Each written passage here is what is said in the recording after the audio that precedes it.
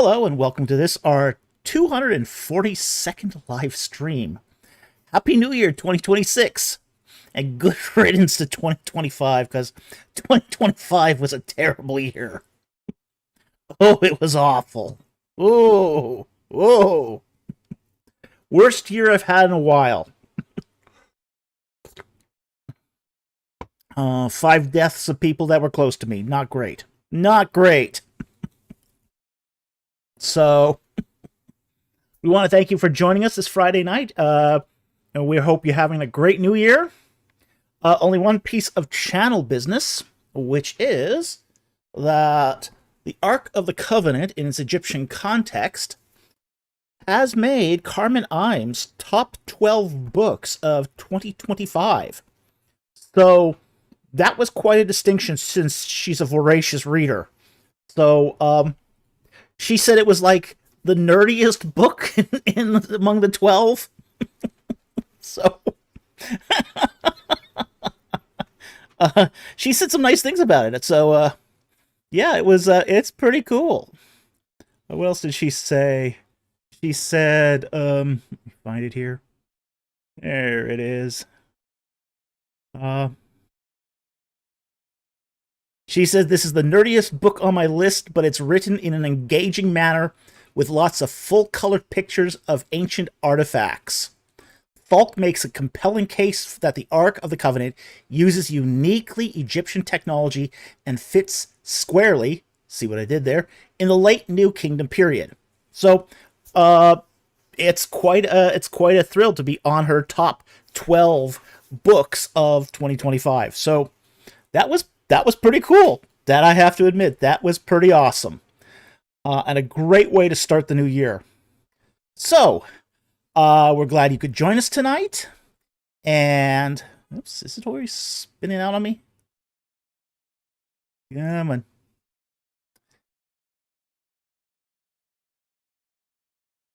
Sorry. The connection to YouTube's already flipping out on me. See, YouTube hasn't changed. Nice. Nice. YouTube. We can always rely on you.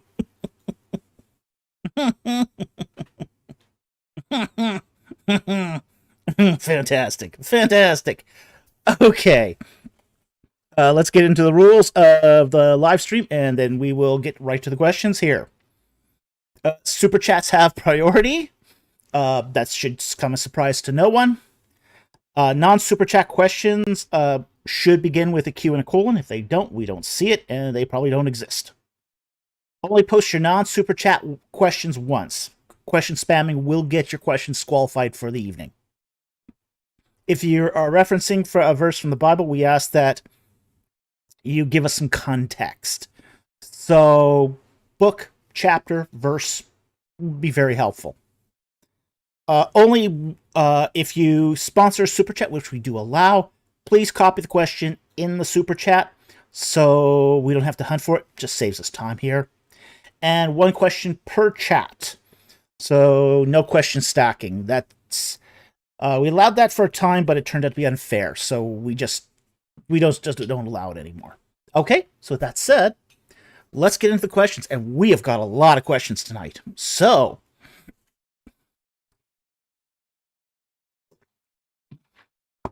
Tyru wants to be a YouTube mod. We can make him a YouTube mod. Let's make him a YouTube mod.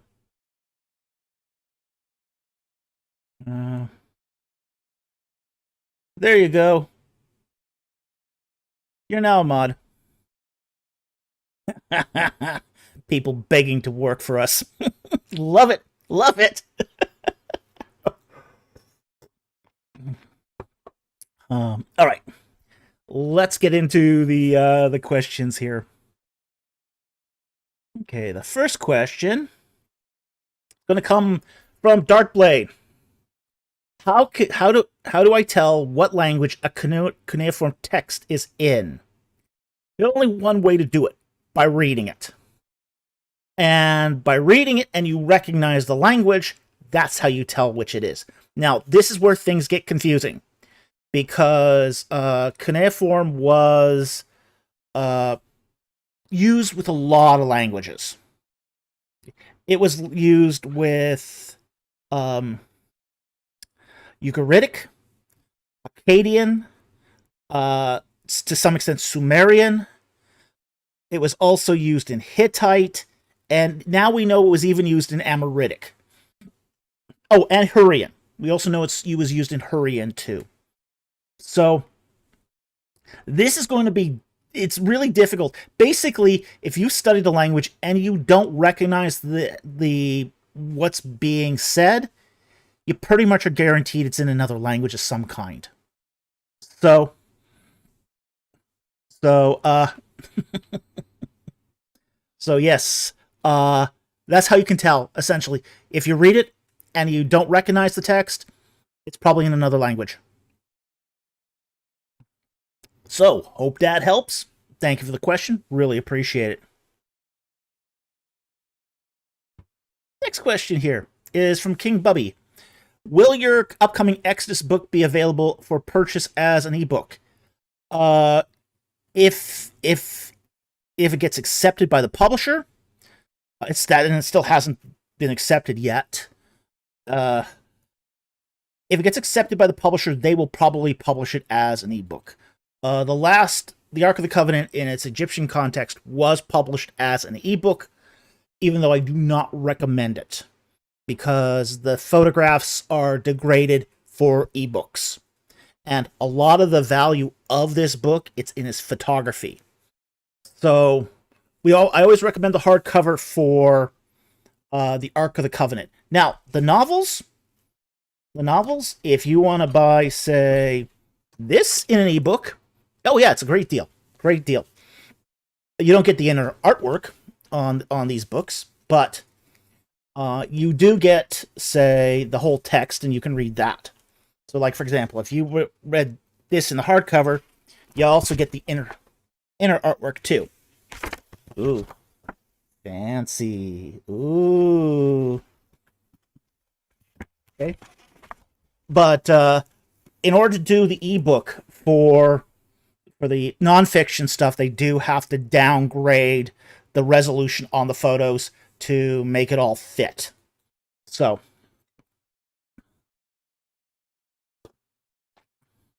yeah, the Tatooine version. Oh yeah, yeah. I got a special inside cover for Lord of Steel and Sky too. So I've already done that. Not going to reveal that until the book is done. So, so yeah, since it's the Exodus will be probably published through a traditional publisher, they will have control over what versions they distribute, and they will probably do an ebook version. That's pretty normal these days.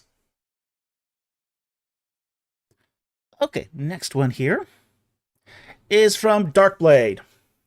Did Akkadian and or Sumerian lose some consonantal distinctions in syllable final position? There are systemic instances of cuneiform syllables with vowel and different final consonants having the same sign. Yeah, it did. Akkadian spelling is kind of all over the map sometimes. So there's a lot of spelling variations with the cuneiform. Okay? And that's just something you got to get comfortable with Akkadian. This is why you can usually tell what word you're dealing with in the first, say, 3 characters. So usually in the first three glyphs, you usually know what word you're dealing with. And at that point, what comes at the end is going to be some sort of conjugation or, say, consonantal complement. So that's pretty typical of cuneiformic language. And it's pretty typical of Semitic languages, too. So, hope that helps. Thank you for the question. The next non-super chat here comes from 501 Mobius. And he asks, wouldn't wet sifting of small clay tablets destroy them? Same with unfired pottery. No, it doesn't, generally. Now, it can if... Here's the way wet sifting works. Is you put your things in a trough, and then you spray it with water. Okay? you basically take the hose to it. That's wet sifting for you.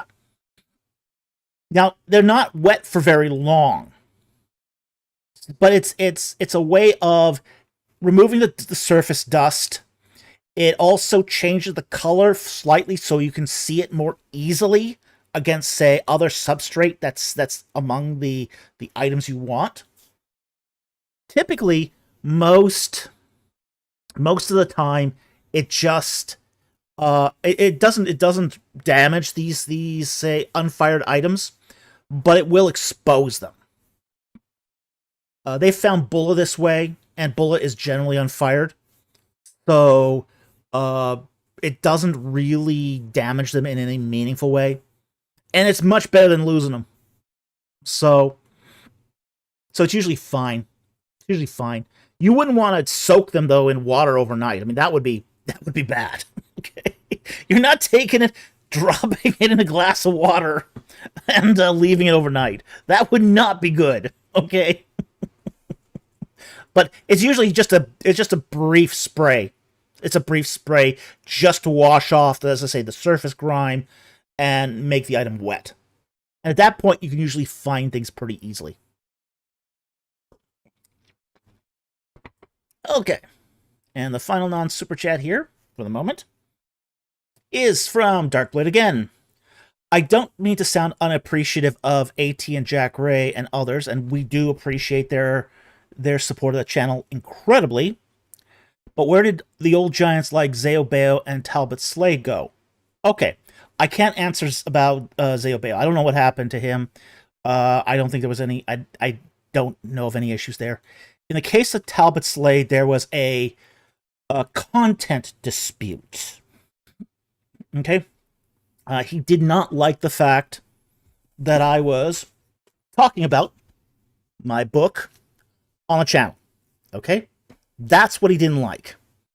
He thought I should have just stuck to Egypt and the Bible without engaging the culture. Okay?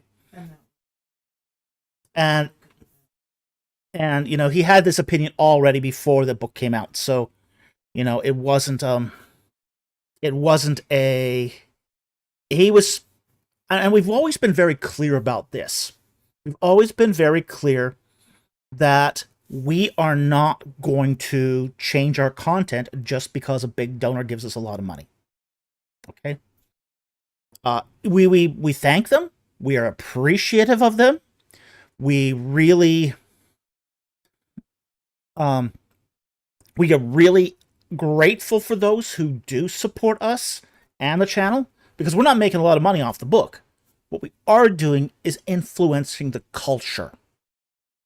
And for us, influencing the culture, and that's one of the four things that, things of our mission statement, is to influence the culture through the Christian arts. So, and we encourage, and here's the thing, it's not just about us. We encourage a lot of people to do this. That's why we had a short story writing contest earlier in November. We want to get other people doing this. We want a lot of people to start influencing the culture through the arts, through poetry, through fiction, through paintings, through making jewelry, through music. We want this to be a movement that gets... Because here's the thing: we have two of the sort of the pillars of our ministry, of our mission statement, is to raise new leaders. Okay, we want to raise Christian leaders for the next generation. Absolutely clear on that. We want to raise up Christian leaders that can lead the church for the upcoming generation. The other thing is, we also want people to engage the culture through art, through I mean, we already are engaging it through philosophy, but that doesn't speak to people's hearts. Okay? So, we do want people to explore these things. This is why we have a writer's corner. This is why we have an artist alley on our Discord. We want to encourage people to explore these things so they can go out into the world and speak the world's language, which is story. Okay? So,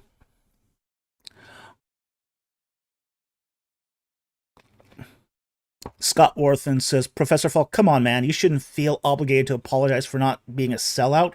Some hardcore Canadian sorry. We're not apologizing. But we are making our position clear. And I think that's the important thing, is we want to make the position clear. So that people don't just look at us and say, oh, Ancient Egypt's Bible, that's just an apologetics channel. Oh, Ancient Egypt in the Bible, that's just about teaching the Bible. Oh, Ancient Egypt in the Bible, oh, that's just about Ancient Near East and Egypt. Okay, so we want to make it clear that our mandate is broader than that. And if anyone wants to support that mission, that's fantastic. But understand you are supporting the mission, not necessarily your impression of the mission. Okay? So we very much every so often have to explain this, because people don't understand that what we're doing here is an attempting a broader cultural engagement of the world. Just like Christ said, go out in the world, baptizing in the name of the Father, the Son, and the Holy Spirit, teaching them everything that I have taught you. It's a discipleship thing. So that's why we have to do this, because it is a discipleship thing. Okay? So just want to make it clear that not everyone agrees with that. Okay? That's why we've lost some large donors, is because not everyone agrees with that. People say, I should just stay in my lane. No. The gospel mission is greater than that. You know, if you can't take the hay out of the loft and give it to the cows to feed them, they're not going to get fed.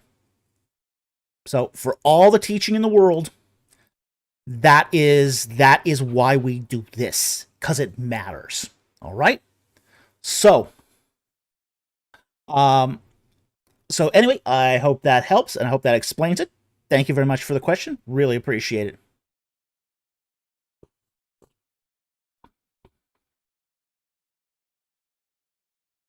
Okay, next one here. Our first super chat here from 51 Mobius for $10. Thank you for the super chat. Ruth 4, 20-22, Nashon was in Mount Sinai. There are only 5 generations from Nashon to David and 6 to Solomon. For any Exodus date, how is this explained for a realistic number of years per generation? Well, first of all, we have to understand that a lot of this stuff is abbreviated, okay? A lot of generational Toledotes are abbreviated, even small ones, okay? So just because there's just 5 generations there doesn't prove one version of the Exodus versus the other, okay? But we also have to understand, too, that the time frame between, say, the conquest and David is only about 200 years. It's not that long, okay? Now, let me take my example of my Toledo, my genealogy. I can trace that back to roughly 1770, okay? And there's 7 generations there. So you're talking about 250 years there. So 5 generations, it's not so unrealistic, okay? For a 200-year span. So that's, when you're talking about number of years per generation, 200 years divided by 5, you're talking roughly 40 years per generation. That's not that unrealistic. Okay? So, hope that helps. Thank you for the super chat. Very much appreciated.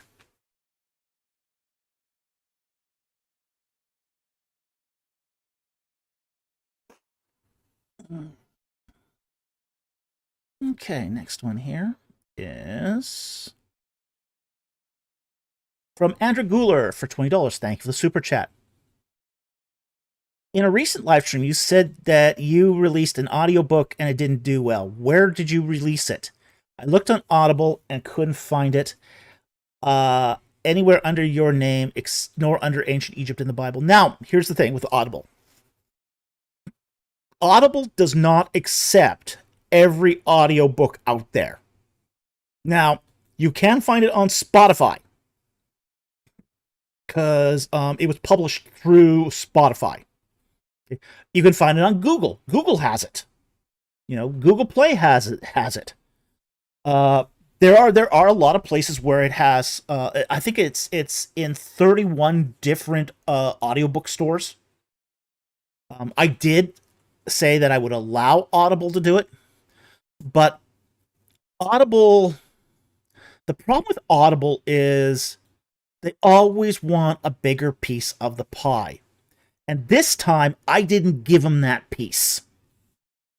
I basically told Audible that they had to take it at its normal discount rate, which I believe was 25%. Audible at this point wants to pay pennies, okay, for audiobooks. For doing nothing. There's no... Yeah, for doing nothing, essentially. There's no brick and mortar location. Yeah. They don't do anything.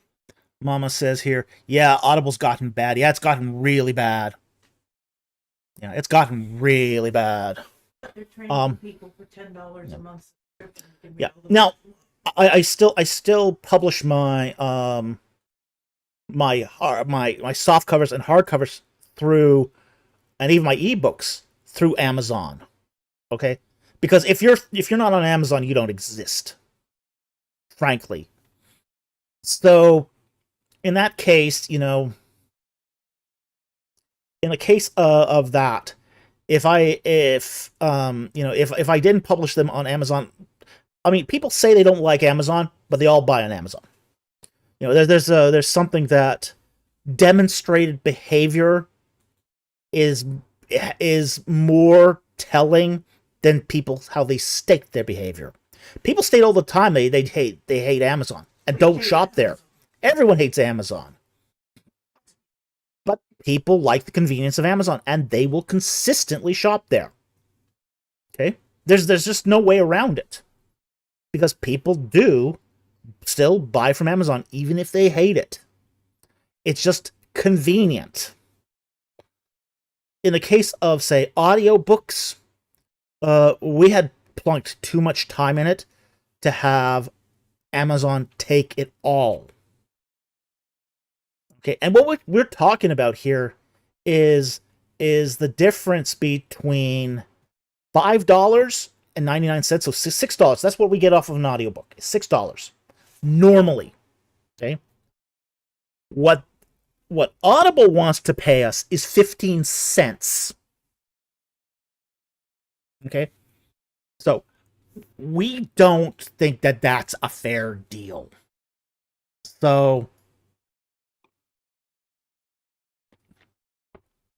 it's bad enough we only get $2 on our hardcover and softcover books through Amazon. That's bad enough. But when they want to pay us 15 cents, that's slave wages. That's slavery wages. And for us, at that point, it's better not having it on Audible at all.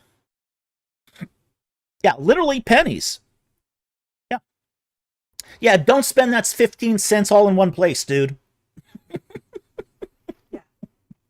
Which is why, if you like our books, if you want to drop something. If you like our books and you want to support the author a little more, that's what PayPal's for. PayPal will, we get almost all of it from PayPal. I mean, I think they take a small, I think they take a 2% cut. I mean, that's 2%'s nothing. So, I mean, but, when they take like 95%, 98% of it, yeah, that's just not cool. Not cool. And that's what Audible does. It pays you literally pennies. So I said 15 cents because they've got that Audible credit system. So,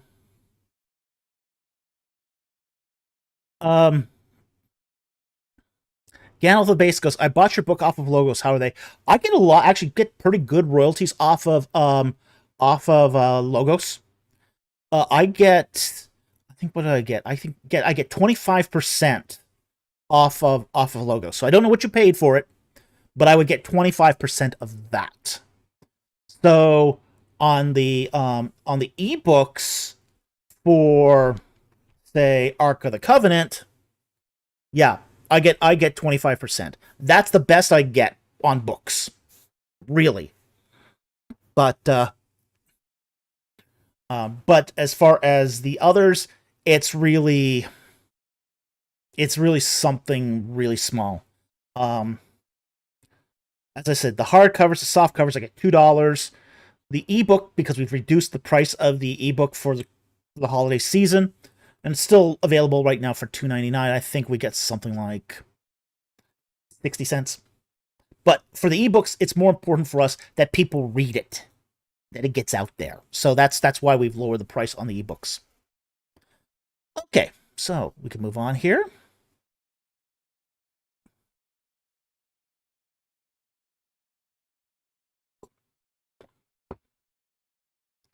Next one is from oops, I already did that one, didn't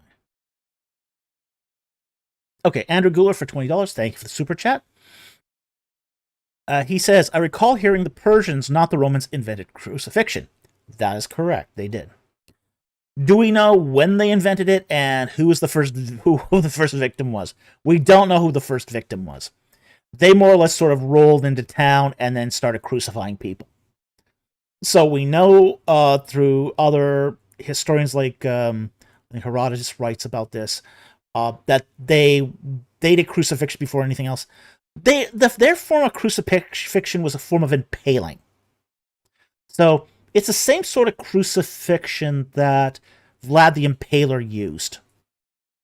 So it was that kind of crucifixion, where they sort of strung you up and let you fall slowly through a rod inserted through your back end. Yeah, fun. That's fun. So,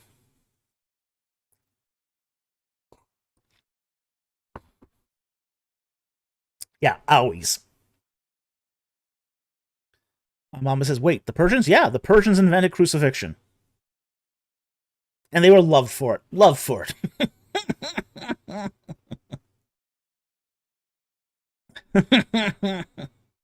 Ryan Cohenkamp, is that how Haman died? Yes, that's how Haman died.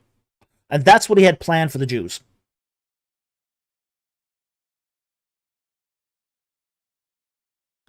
Mama goes, oh, that is horrible. Yeah, yeah, it was. It's a ghastly way to die. Ghastly way to die.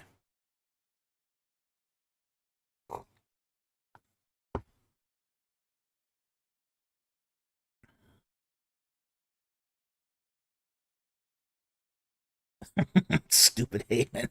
Let's laugh out loud. Yeah.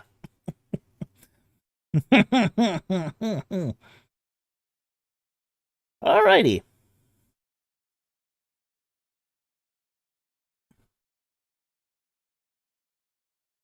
Darkblade, was there a lot of crucifying when Persians came back to power in Egypt in 343 BC? Yes, there was. Yeah, there was a lot of crucifying when they came back into power. When they came back to power in Egypt, they were it got ugly. It got really ugly. So, all right. Next one. Next super chat here is from Andrew Guler again for $20. Thank you for the super chat.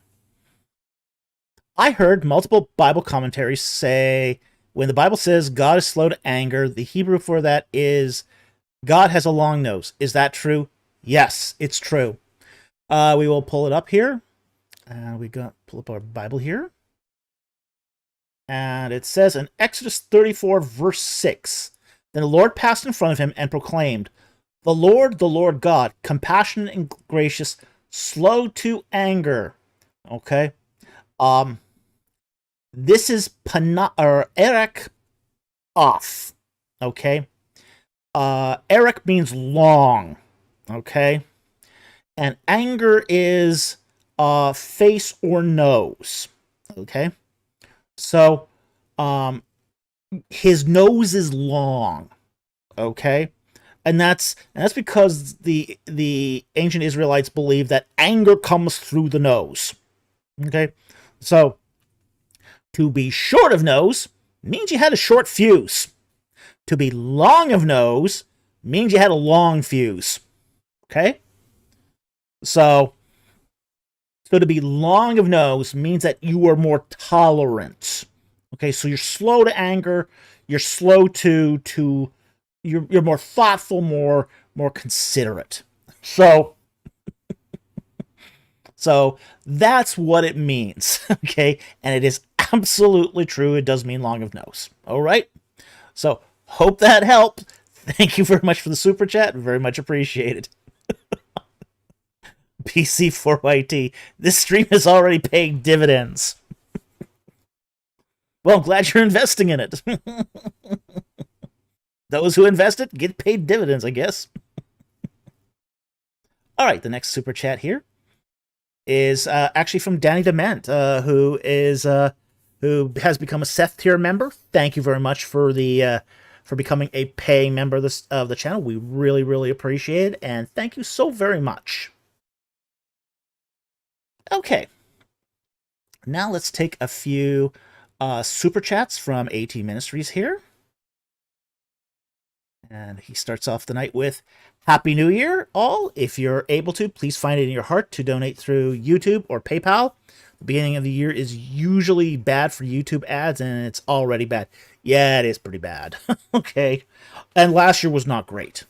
Last year was pretty awful as far as donations went. So we do appreciate everyone who supports the channel through super chats and through PayPal. We really, really appreciate that because it keeps us going. So thank you so very much. We really appreciate that. His next super chat here, don't do that to me, is John 12:31 makes it sound like Satan is the ruler of this age. Doesn't that show that Satan had some sort of authority? Okay, let's take that. Let's get that up. Let's talk about this. So, John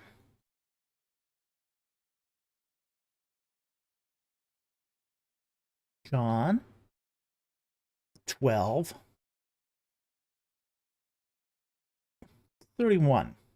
Okay. Now judgment is upon this world. Now the ruler of this age shall be cast out. Okay. Now, this is not, the word for ruler here is archon. Okay? An archon is somebody who's a de facto ruler. He's not a king. He's not a basileus. Okay? He's not a king. He's not a prince. Okay, even though he's called Prince of the Power of the Air in some other places, but it's not he's a ruler in that he doesn't have necessarily a one authority. He's not an authority by right. He's a de facto authority. Okay, so again, we're down to he's a squatter. He's a squatter living in God's house, trying to assert squatters' rights. But he doesn't actually own the house, and he doesn't actually live there by a proper lease. He's basically taken over God's house, eating God's food, and abusing God's people. Okay? So, Jack Ray Captain placeholder.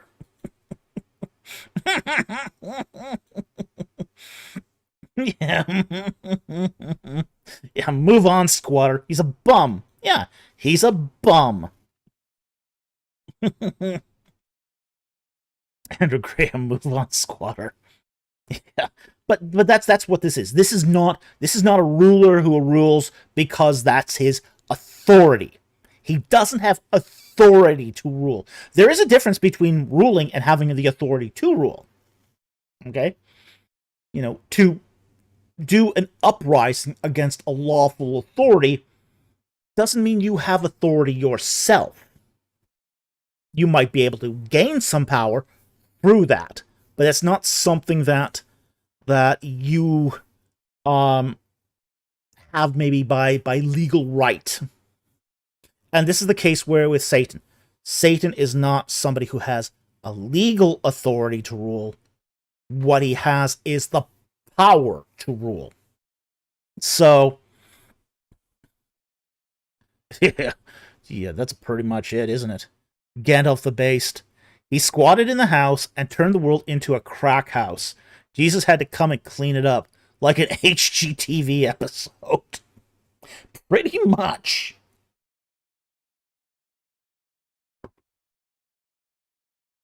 Okay, so that's what it means by ruler of this age. This is a guy who has authority.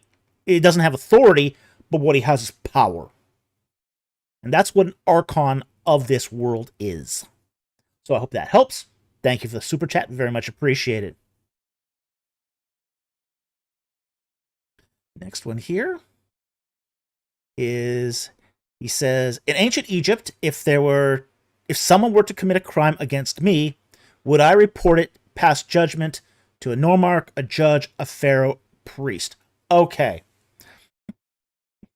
There were judges, okay? And they were usually priests, okay? So a priest could act as a judge. Now, depends on the crime. Not all crimes would be punishable, or were very, very difficult to secure convictions for. Okay, so here's the issue with say commission of crimes against, say, other normal people, is that Egypt didn't really have laws. First of all, they didn't have laws. So because they didn't have laws, those laws weren't enforceable because they didn't exist. So, yeah. Vigilante? Yeah. Ryan Cohenkamp asks, vigilante? Absolutely, yeah. There were a lot of vigilante justice in ancient Egypt. A lot of it. Riots were normal in local communities. Like, for example, some guy sleeps with half the village's women. Yeah, there would be a riot. And there was sometime. There was one what's his name? Priest called Pacer. And he did that. And there was a riot out against him to knock this guy off because he had done such outrageous things in the community. The community was fed up with it. So, absolutely, there is just not. They didn't tolerate, like, if a guy starts like beating people up for no good reason, yeah, there'd be probably a riot. So,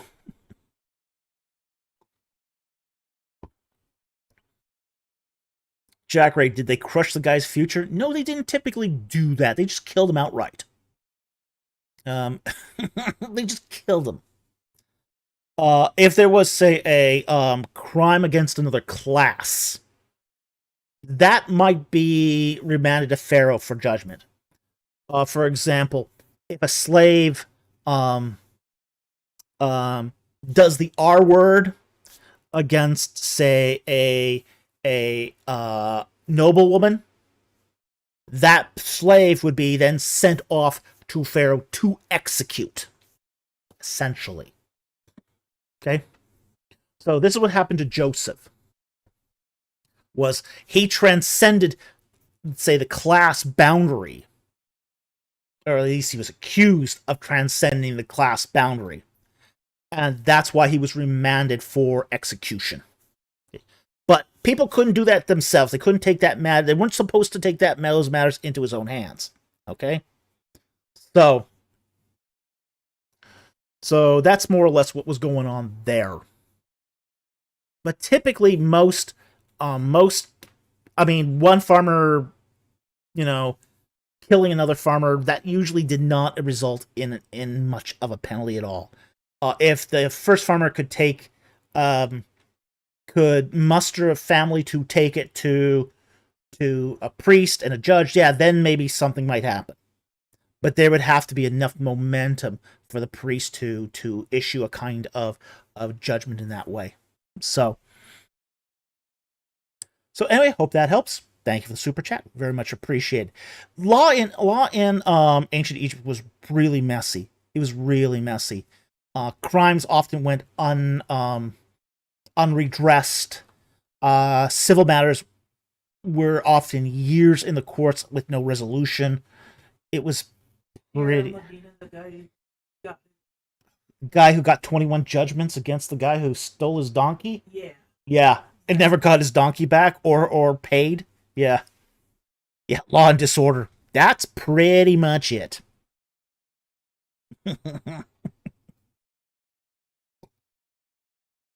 Now, there was a guy in Deir Medina.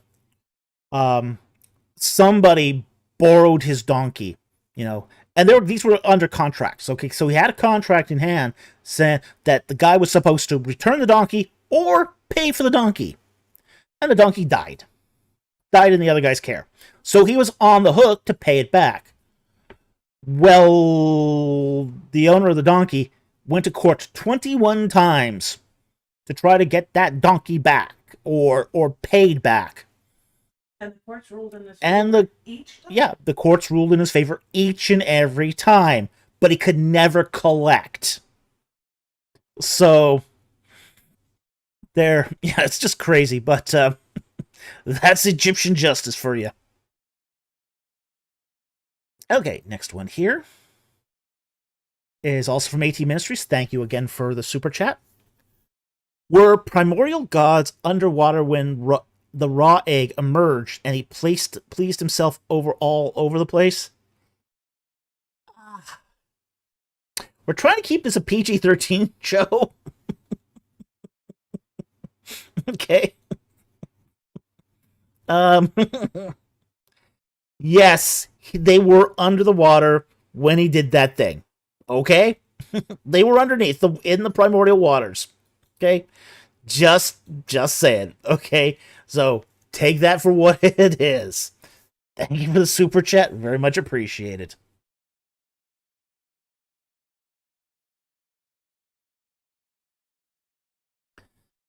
Do a in-depth rebuttal of John's love sermon? I don't understand this. The Greek? You said this is the different. Okay. The phileo agapo. Okay. The in-depth rebuttal is this: that there is actually no real difference between eros, phileo, and agape. Okay. What happened was, phileo was basically the word for love in Koine Greek.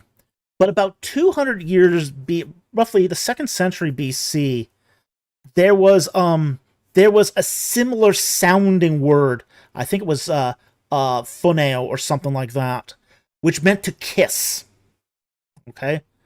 And the two words started getting confused. So people started using agapao as the substitute for phileo, even though it means the exact same thing, to prevent confusion with this sound-alike word. Okay? So, even the word eros, even though it's sometimes it's where we get the word erotic from, it is used in ways that you wouldn't expect an erotic connotation. Like, for example, it is used, for example, the eros of philosophy, the love of philosophy. Okay? So it isn't always used in a way, and even agapao, John uses agapao to I think it was it John or was it Paul? I can't remember. One of them. They use agapao to say, okay, these guys were agapao of sin. Okay. not what you would think is divine love. Okay? So so that whole idea that eros means erotic love, phileo means brotherly love, and agapao means divine love is garbage. It's complete garbage. Uh, so it was one of those. It's one of those sermons that just sort of sprang up in the early 19th century, was popular for about 50 years, and then exegetes said, no, no, no, no, no, no, no. This does not make sense. This is not how these words work. But it never left the circulating pulpit. It's a very popular sermon. It's still popular today. And I think if the one thing it does show is when a pastor doesn't know his Greek. If a pastor doesn't preaches that sermon, he does not know his Greek. So, it's terrible that this is still in circulation, even though it hasn't been in commentaries for over 100 years. Tell us what you really think, Doc. I think it's shameful that pastors still use this. And there's a lot of these exegetical fallacies that pastors still use, like the dynamite, dynamos. Mrs. Producers loves that one. Dynamos means explosive power like dynamite. No, Hey, no. don't barbecue my sacred. Don't barbecue your sacred cows, huh? Dynamite for fishermen, sure. No, dynamos does not mean explosive power. It just means you can do something. It means to do.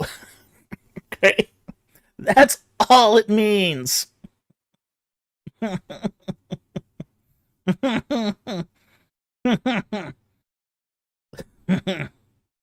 Oh boy.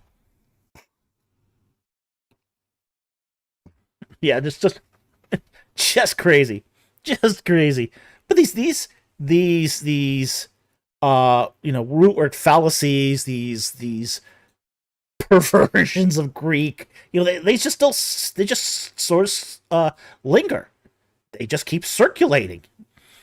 Just because it's easier to repeat these myths than to learn the language. Okay. So that's the in-depth thing when it comes to the love sermon. Okay, next one here. What is Michael? Is he a prince? Daniel 10:13 or an archangel? Jude 1:9. Okay. He's an archangel essentially. Now, a prince is just it's Tsar. Okay, it's not a king. It's sort of a lower title. Okay, but technically Michael is an archangel. Now, we don't know exactly what an archangel means. Okay, other than sort of its etymological thing, which is a high messenger. It's a job title. An archangel is a job title. It's not a species of spirit critter. Okay, so let's get that clear. It's not a species of spirit critter, as much as there's some people out there who says it is. It's not. It's a job. He's the high messenger. Archangels are high messengers. They're the messengers that are called to special duties. Okay. Michael was an archangel. Gabriel was an archangel. These are just high messengers. These are trusted messengers. Okay, the most trusted of messengers. So that's basically what you can sort of fit it in as. Okay, but we don't know what kind of spirit critter Michael really was. Probably a cherubim. Okay, most of those archangels were cherubim. They generally were not seraphim. So, now what was his place? say as a cherubim, we're not exactly sure, but that's probably his sort of his species, as it were, was as a cherubim. So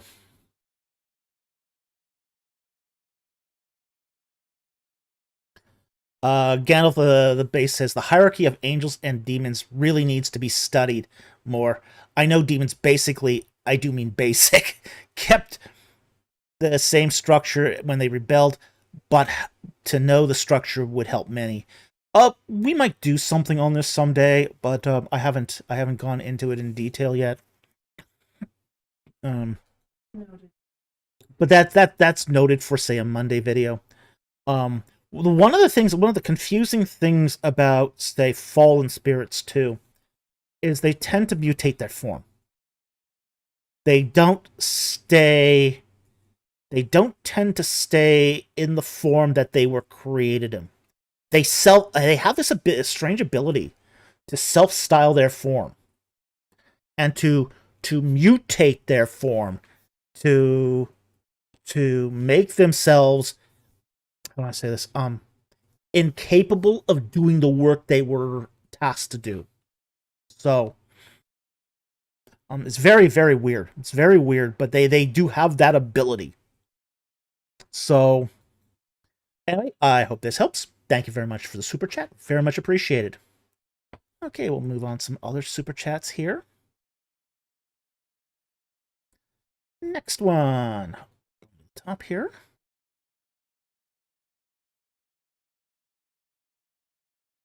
Is from Joseph for $2. Thank you very much for the super chat. Do you have any thoughts on Christian Zionism? Yeah, actually, I do have some thoughts on Christian Zionism. Now, let's define what Christian Zionism is. Christian Zionism believes that the modern state of Israel is sort of the legacy of the ancient Israelites. They have the right to the promises that were given to Abraham, the land, the posterity, and the relationship with God. Okay? That's it in a nutshell. So, it's one of those things that's semi-political in its movement, but it's also semi-religious too. Okay? Now, here are my thoughts on Christian Zionism in general. I don't have an issue with it on a prima facie level. Okay?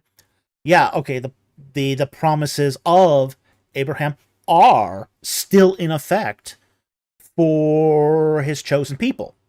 You know, those are not, didn't go away. I'm not a supersessionist. Okay, I don't believe that those promises became co-opted by the church. So I do think there is a distinction between Israel and the church. Okay, so I don't have an issue with Christian Zionism, at least on that religious level. Okay. Now, here's my one criticism of Christian Zionism. Is because people are so anxious to help the modern state of Israel establish itself. A lot of evangelical Christians are unwise in how they support Israel. Okay, like they will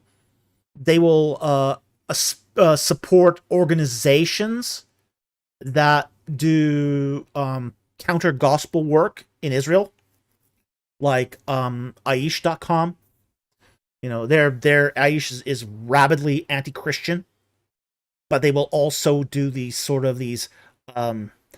affiliate ministries that will go to church to raise money to do counter evangelism against Christians.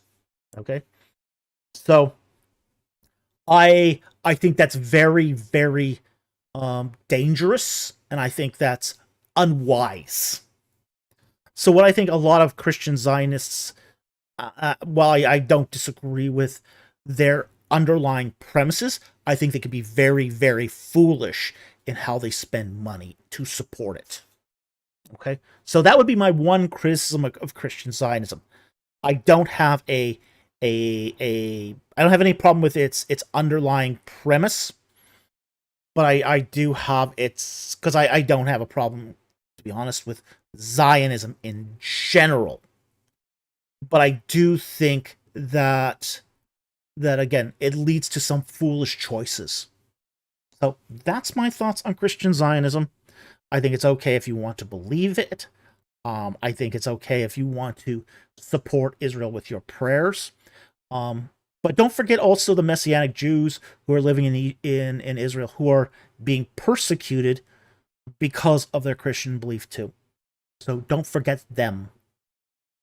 I would also say too, don't forget about the Arab Jews, the Arab Christians who are living in Israel, who are also getting persecuted for the same reason. So just keep that in mind as you make your choices with what causes you support. All right? So thank you very much for the super chat. Very much appreciated, and I hope that helps.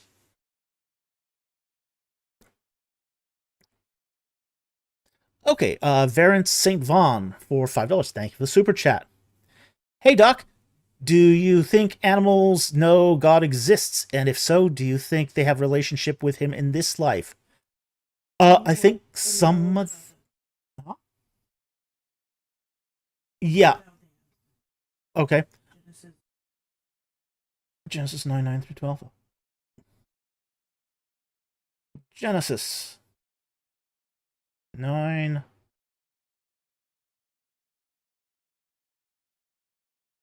Through 12. Now, there is a covenant between God and creatures, okay? So we'll pull that up here.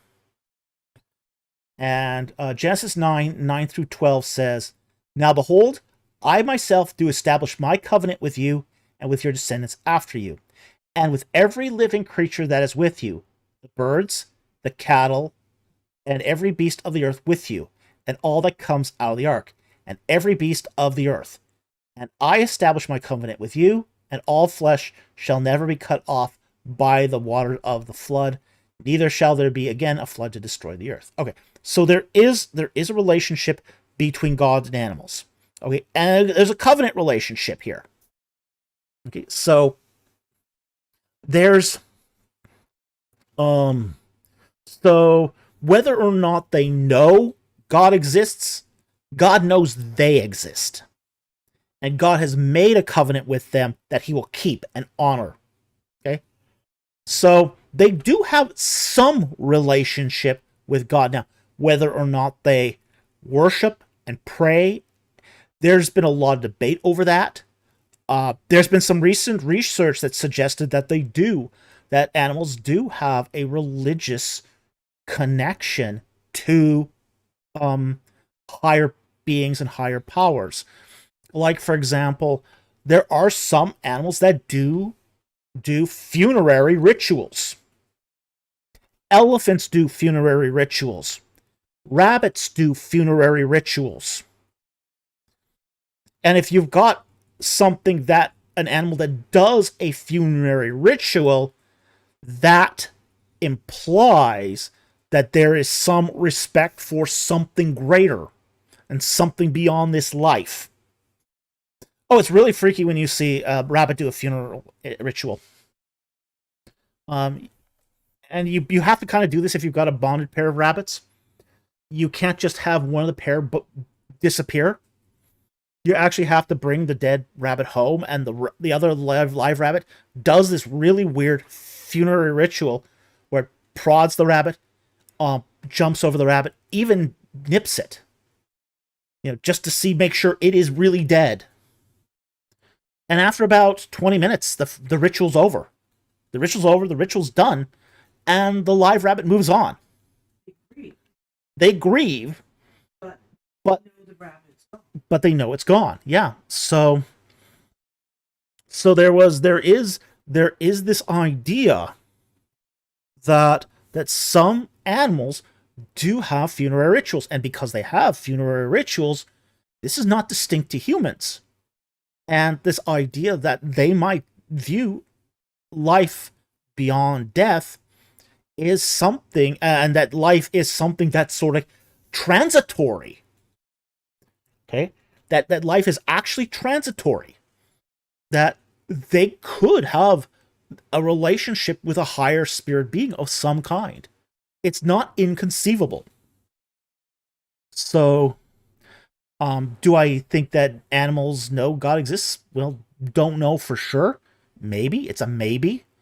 Do they have a relationship with him in this life? Yes, they do, through covenant relationship. Do they believe in life after death? Very possibly. Very likely. Okay? So, hope that helps. Thank you very much for that question. That is actually a great question.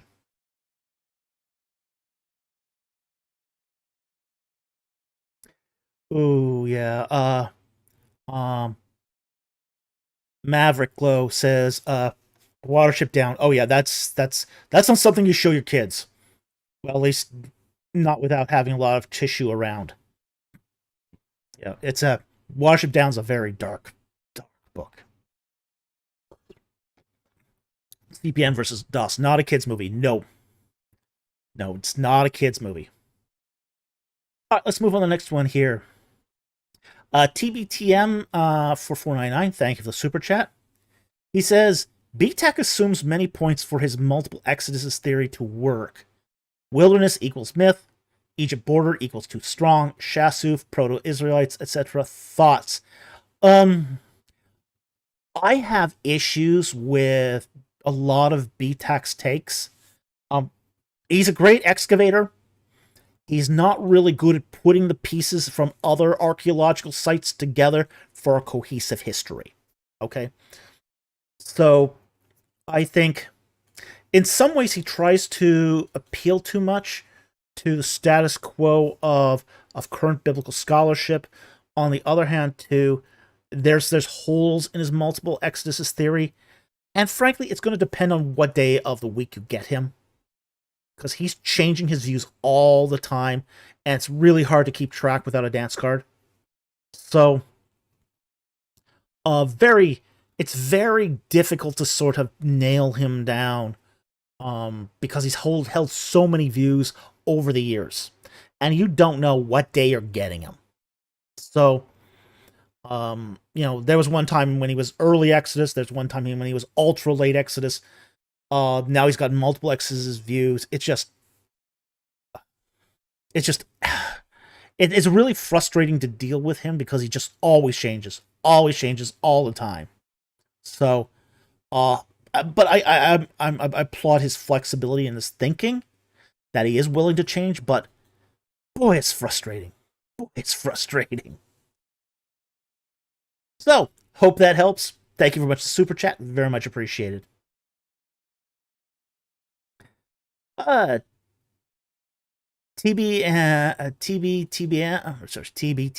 for 499. Thank you for the super chat. What's the point of the Song of the Sea for minimalists? Do any of them believe through natural occurrence there could have been some form of sea miracle? Minimalists don't like Song of the Sea. They really don't like that one very much, because the Hebrew is very archaic. It's clearly late Bronze Age. There was one scholar, I can't remember his name off the top of my head, who said, it dates to 50 years after the conquest, mid 12th century BC, and that's in living memory of the Exodus. That's in living memory of the conquest. So it's problematic for them. It's problematic for them. Now, a lot of them tried to really late date it. Some have tried to explain this as, well, it's fake archaic language. Like someone pretending to be Shakespeare today. Yeah, that's the way language works.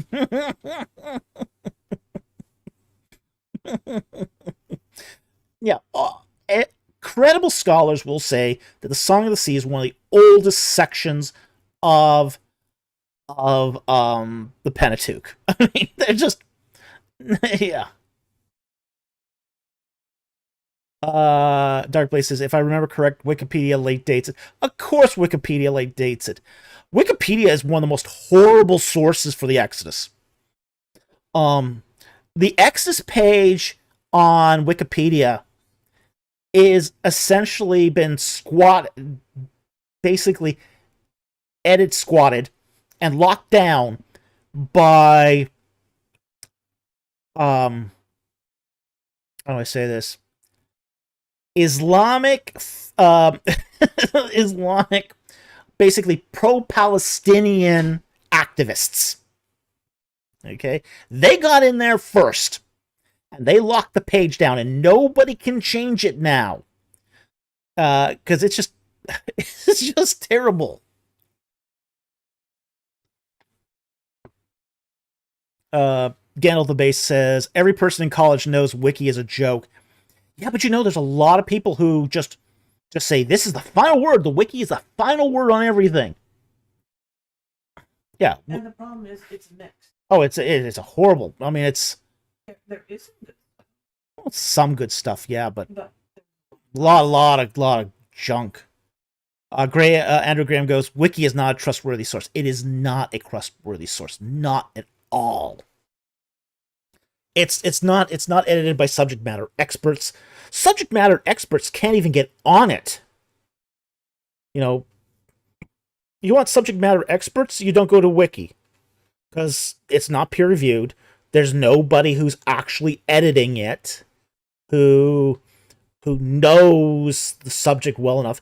I mean, you get guys like Soccer Lover 1525 who's editing a page on religion. They just don't.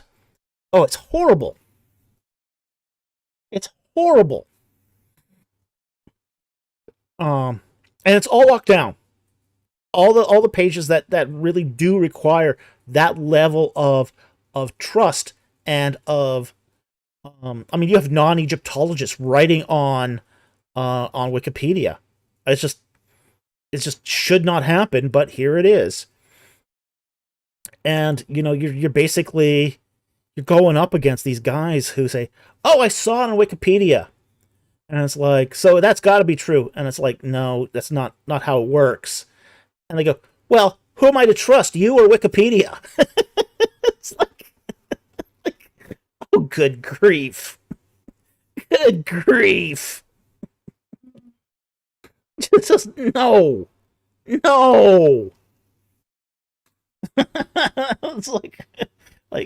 jeez, Louise. uh,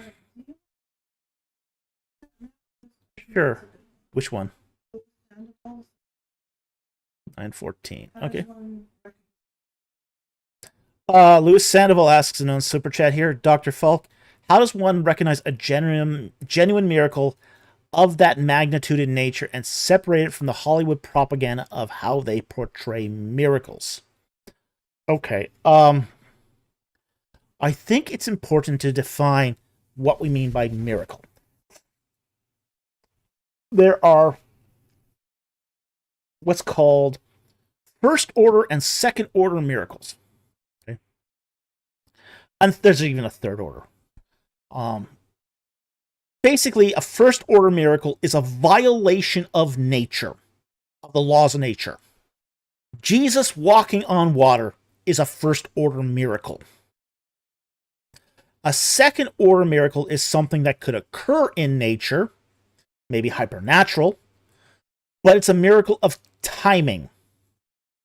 Okay? So it didn't require a change in the laws of nature for it to happen, but just happens at the right place and the right time. An example of this might be the crossing of the Reed Sea, which is a wind set down. The fact that it's a wind set down is not a violation of nature. What is the miracle is the timing, that it happened just at the time when the Israelites needed to cross. Okay? That's a second order miracle. Now, a third order miracle is a personal miracle. Okay? One where it's not maybe a law of nature or even a timing thing, but it happens to you personally. So it's not a sort of a miracle that affects a large amount of people. Like, for example, you might have leukemia, and then you might have a reversal. That would be an example of a third order miracle. Okay, so that's your classification of miracles. So anytime someone wins the lottery, that might be a third order miracle. So, so then, how do we know it's a miracle? Okay. Well, in the case of a first order miracle, it's a genuine. It has to be a genuine break in the laws of physics. Okay, so physics has to be violated for it to be a first order miracle.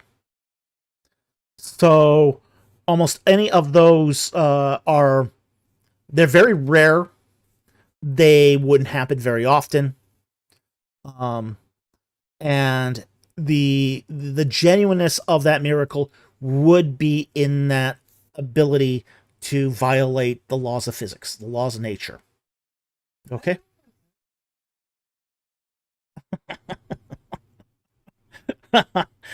Mrs. Producer wants a third order miracle for finances. Not really. I don't need a first order. She doesn't need a first order miracle. Third order miracle will be fine. So, um, so then the how do we recognize this? You would have to look at the particulars. With all miracles, you have to look at the particulars. Okay? And basically say, is there another explanation to this for it to be a first order miracle? For it to be a second order miracle, it just has to follow the timing and still be within the laws of nature. So that would be certain Marian apparitions would be first order, and then you have to really scrutinize, is there another explanation? If there is another explanation, then you would be reticent to say it's a genuine miracle. Like, there have been instances of St. Elmo's fire, which is a natural cause that have been ascribed to Marian apparitions. And I think that's kind of dodgy. So I would say that's how you would separate them out. Is you have to look at the particulars, you have to see if is there another explanation for this, and you have to understand what is the classification of miracle that's involved here. So I hope that helps. Thank you for the question. Really appreciate it. Okay. Next one we'll take is an AT Ministries one.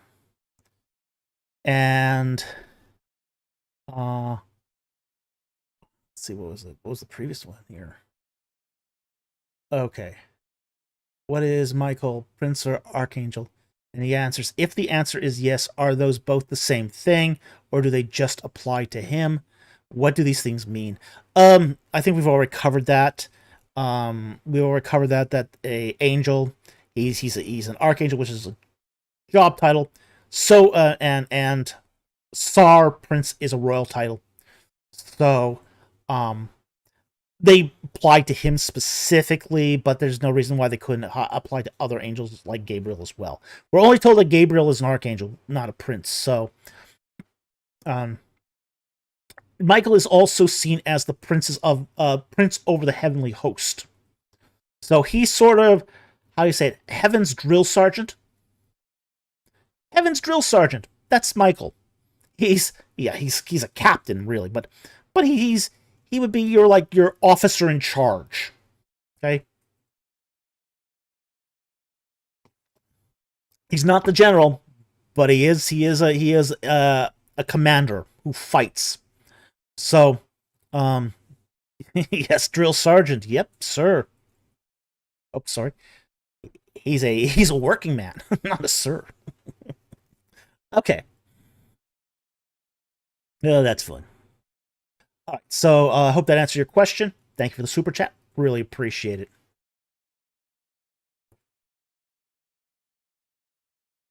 Now drop and give me 50. Dark Blades. So he isn't God's Secretary of War? No, he's not God's Secretary of War.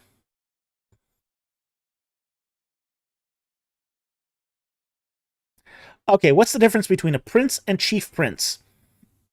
That would be basically just top prince. There's really not much difference between them. It's more of a rank thing than anything else. Okay, so thank you for the super chat. Very much appreciated. Annie Manuel. Michael is field command. That's actually a pretty good description. Yeah, that is actually a pretty good. I like that description. Yeah, he's field command. If we were talking army here, we'd be talking about brigadier general or lieutenant colonel. So in that sort of field command position.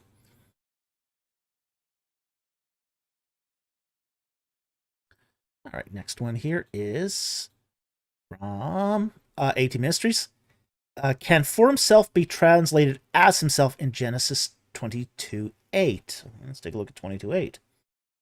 22, verse 8. Let's see what he's talking about here. And Abraham said, God will provide for himself the lamb for the burnt offering, my son.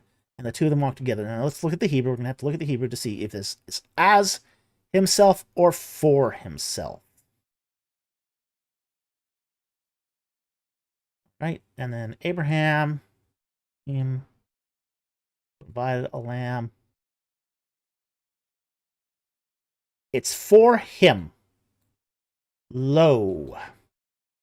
So it wouldn't be as, because as would be key. It would be ko. So it's to, for, belonging to, in, regarding to, etc. Okay.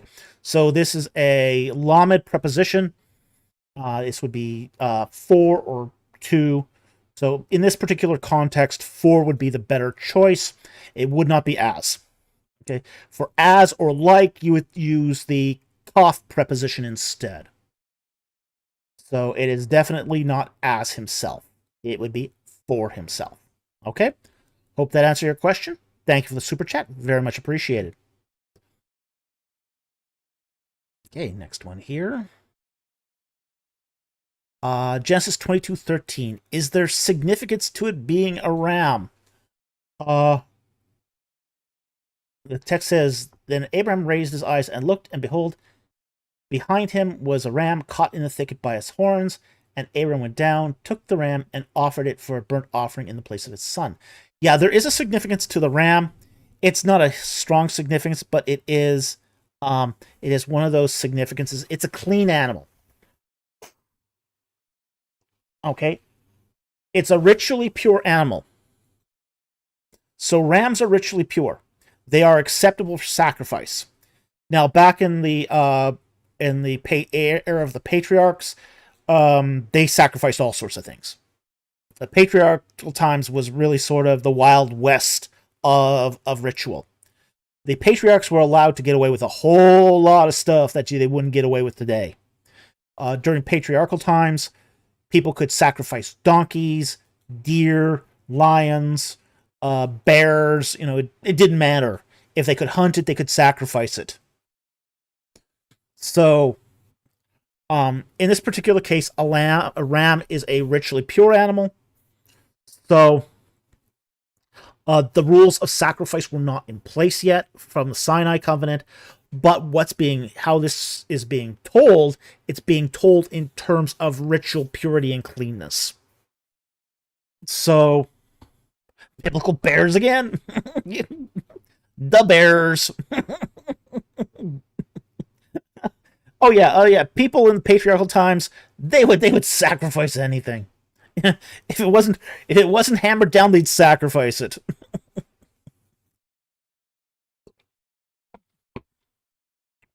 So yeah.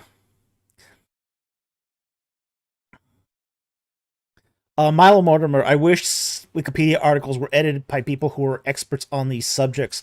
Oh yeah, so do I. But it became a free-for-all. It became a free-for-all of common knowledge. And it's squatters copyright. We had 40 biblical scholars petition to change the page on the Exodus. Could not get it done. Because the squatters copyright just locked them out. So whoever gets to a Wikipedia wiki first controls it.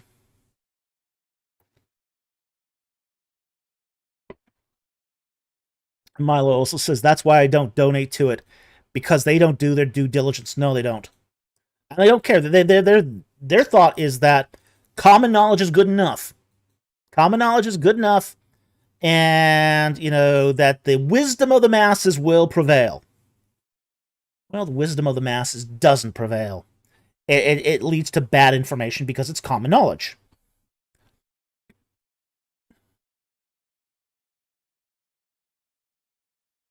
So it's just one of those things. It's just you can't get around that, unfortunately.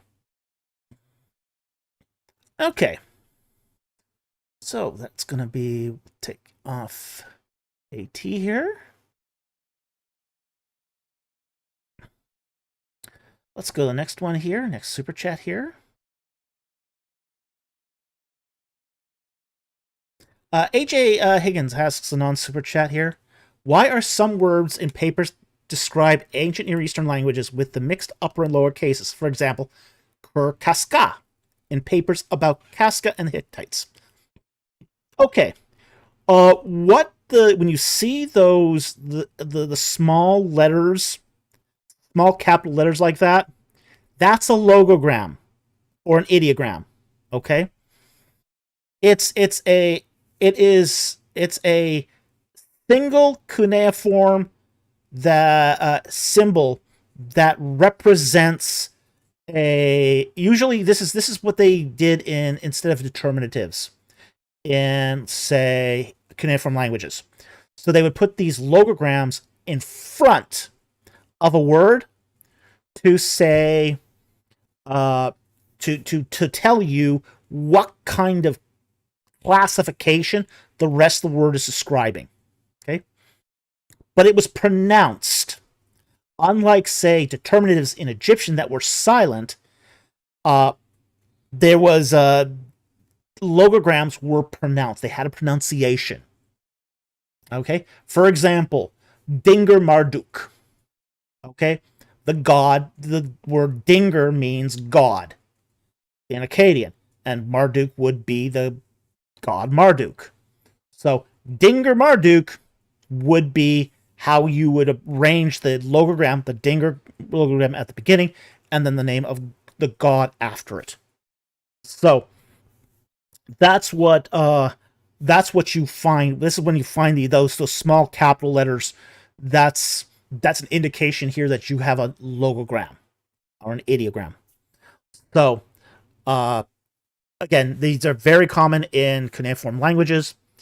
You find them in Hittite. You find them in Akkadian. You find them in Sumerian.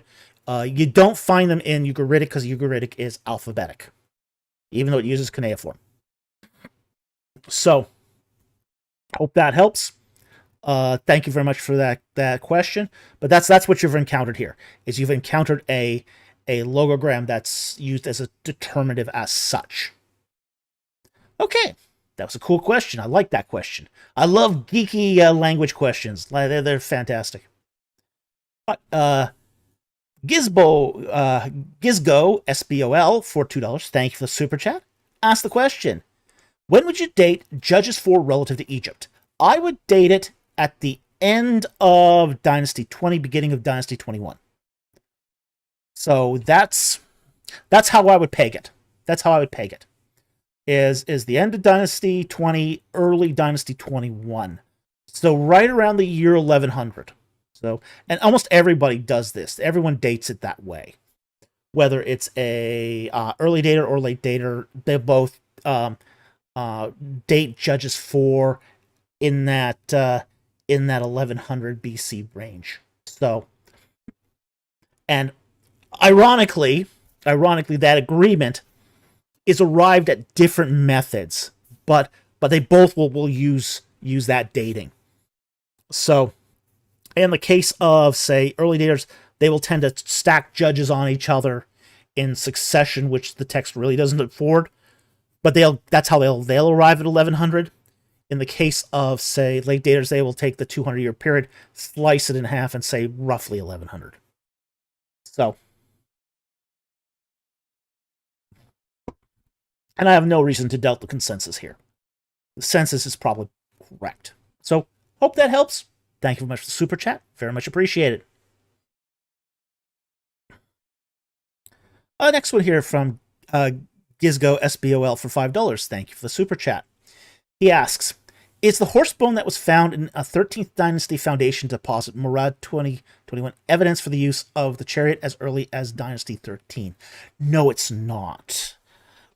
Here's the problem with it. Just because you find a horse bone in Egypt doesn't mean it was used for a chariot. Okay. There were horses, there was the native horse in Egypt. You couldn't ride it. It couldn't pull a chariot. It was a horse that had a weak back. Okay? So if you hooked it up to a chariot, you would break its back, essentially. Not good for the horse, not really good for your chariot either. Okay? It's not until Dynasty 15 where they start importing horses from Syria and the Levant and interbreeding those Syrian horses with the Egyptian horse that you start getting a horse that's suitable for chariots. Okay? So then, how did they get this bone, this horse bone in Dynasty 13? They ate it. Prior to the chariot, Egyptians would hunt horses and eat them. Okay? Yum. Okay? Because that was all they were good for. That was all they were good for, was eating. Yes, would break, yes, Darkblade. Breaking the back of a horse would kill it, essentially. Yeah, it's one of the saddest things that can actually happen to a horse. So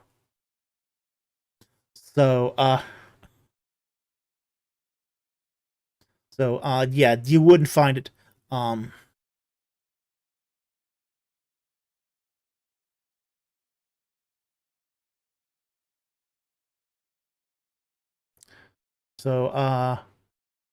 Charlie says, so a horse a child could ride at a carnival.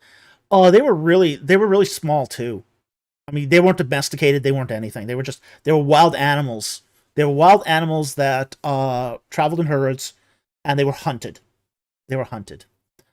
Some people, it's suggested that some people kept them, corralled them for food, but Animal Newell says, a horse is good. Don't ask me how I know. It is tasty. I've had horse. So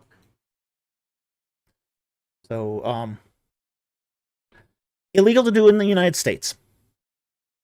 Just to keep that in mind. Yeah. But the Egyptian horse didn't have a use. It didn't have a use. It wasn't domesticated. It was a wild animal. The other thing is the bone did not give us evidence of the bit and bridle. Here's the thing: what they found in that 13th Dynasty deposit was a horse leg, I believe. But that doesn't tell you if they were ever used for chariotry. What you really need is the jawbone. Okay, it's the jawbone that you really need to determine if it was used in chariotry, because the jawbone is deformed by the bit and bridle. Okay? So, the earliest evidence that we have of a horse being used with a bit and bridle is early Dynasty 15 from the fortress at Buhan. That's the earliest evidence we have. That 13th Dynasty Foundation deposit doesn't tell us anything other than it was used for food. That's all it can tell us. It's not a complete skeleton. It seems to have been part of a what we call a meat offering. So it looks like it was probably, because it was just one bone, it was probably a meat offering used as a foundation deposit. So, and we've talked about foundation deposits on our series. Do you want to start an Egyptian cult? Okay, an Egyptian style. And we talk about foundation deposits there. and some of the sacrifices that could be used for, say, foundation deposits.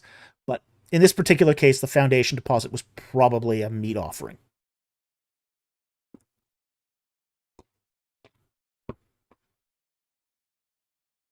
I'm going to cut cut marks in the bone. Not every meat offering had cut marks, but it's hard to say. I'd have to examine the the report more carefully for that. But not every animal that was used for meat shows those cut marks, even though many of them do. Well, if it was used for, say, deposit, Andrew Guler says teeth marks on the bone. What would happen if it was used for an offering deposit? Is a deposit offering? What they would do is they would salt the meat whole. So they would take the whole leg or the portion of the leg, salt it, and then bury it. So it would have been eaten because it was a foundation deposit, and those foundation deposits are not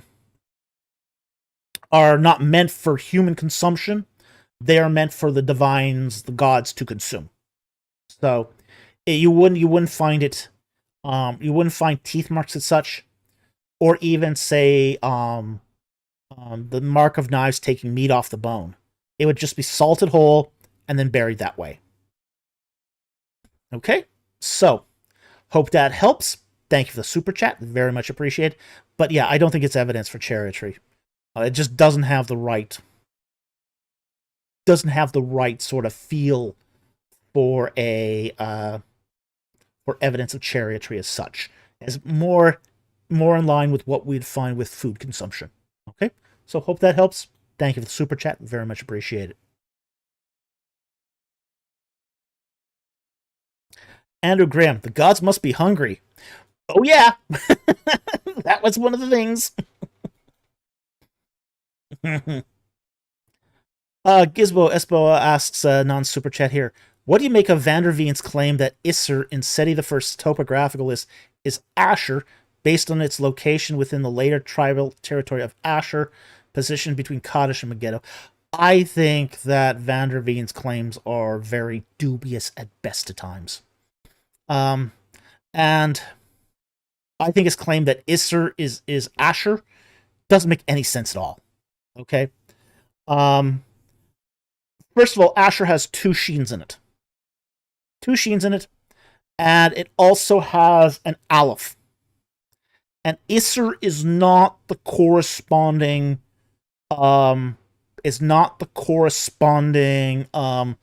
transliteration of Asher. Van der Veen's claims are often really off the deep end.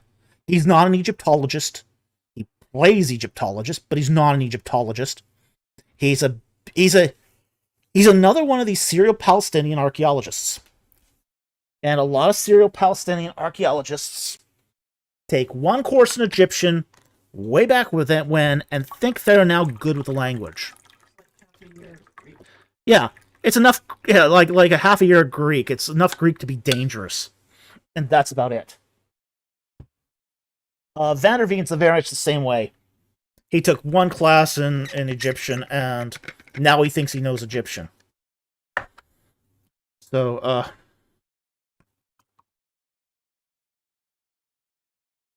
so he has a lot of crazy stuff out there. It's Egyptologists should just stay in bed.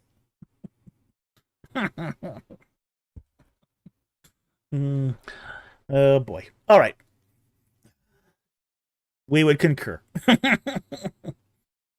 Okay, so the next one here is we're going to thank Jack Ray for gifting 20 Egypt in the Bible memberships. Thank you so much for your support of the channel.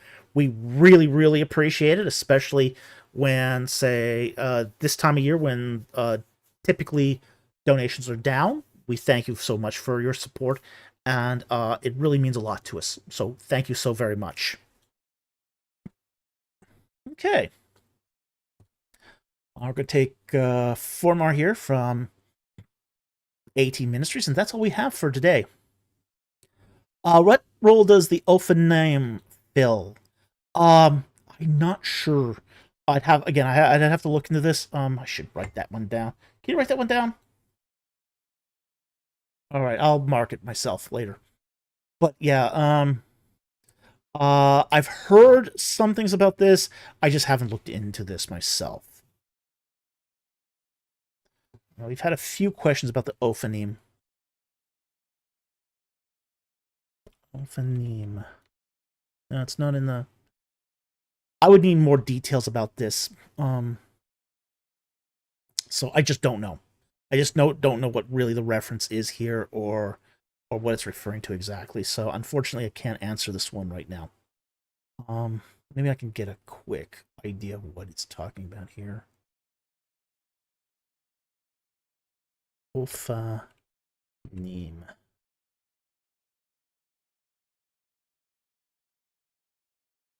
Oh, okay, I get what it is. All right.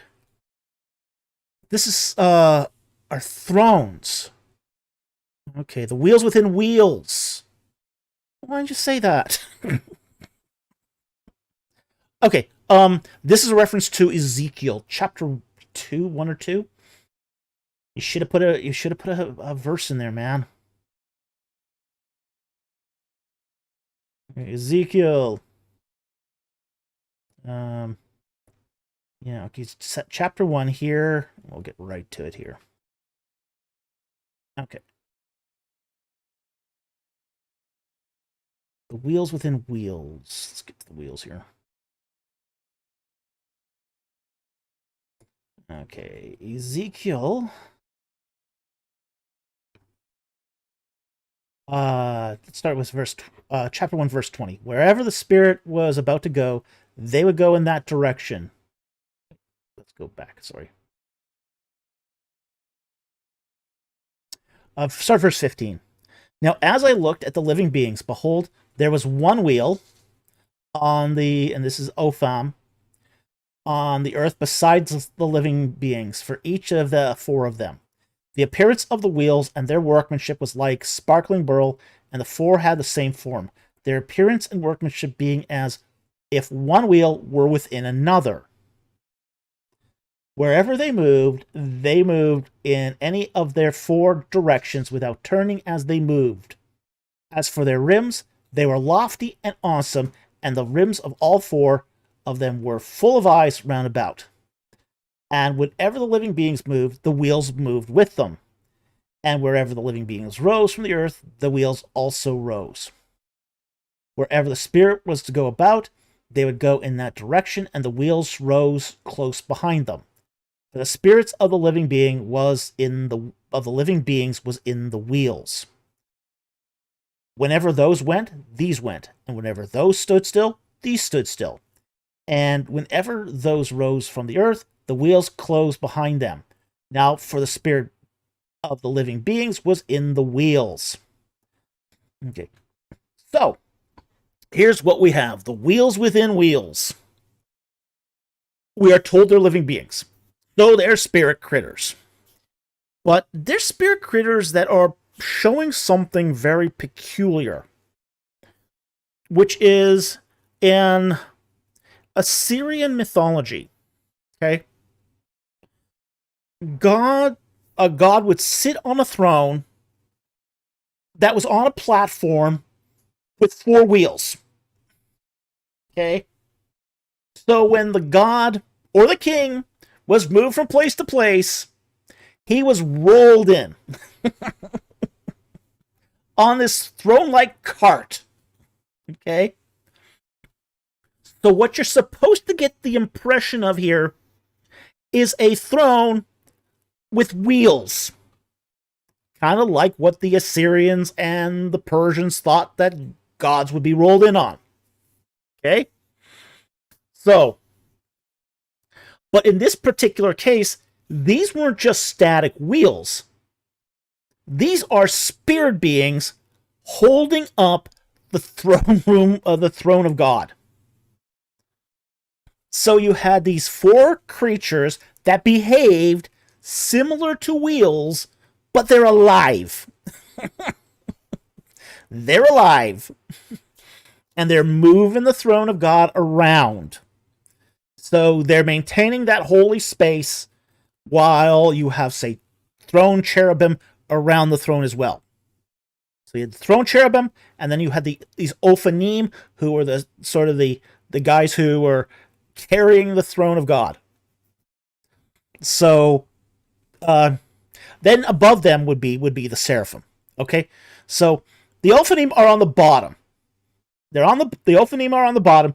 The cherubim are in the middle. The throne cherubim are in the middle, and the seraphim are on top. Okay, so everything is covered here. The whole holy space is covered.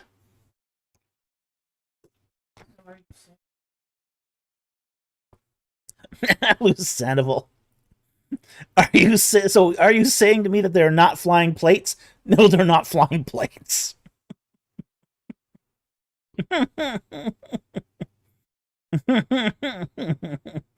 That's good times. Good times. No, they're not UFOs. They're not flying plates. They're living beings. Just like the seraphim, just like the cherubim. Okay?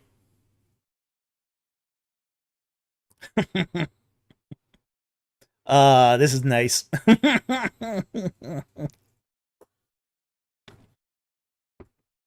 Bubbles everywhere, huh? Yeah, not I mean, you hear a lot of ancient aliens guys try to claim that this is a evidence of UFOs, and it's not.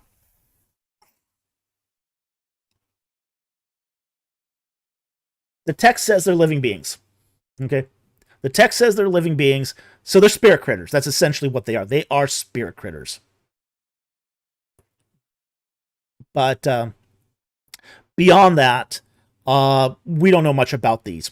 They're not talked about in any other place in the Bible, but here in Ezekiel.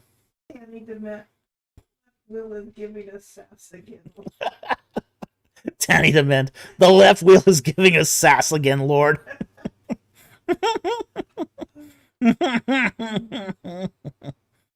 Oh boy. Good times. Good times.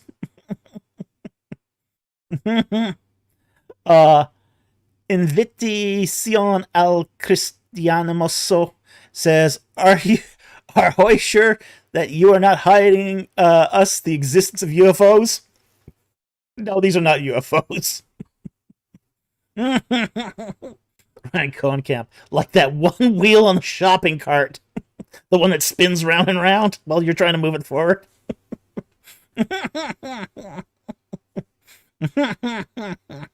Nice. So what happens when all four wheels start spinning around and around?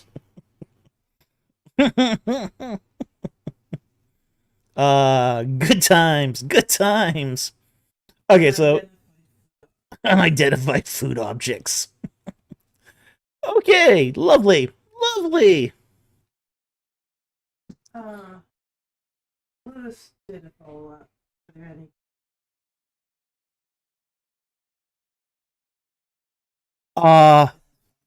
Okay. Louis Sandoval says, "Are there any good books or Christian documentaries that can help me dismiss the alien nonsense because my father believes in those things?" As I said, Clifford Wilson used to do a lot of books on this. He's been dead now many years. I don't know who else I would recommend at this point.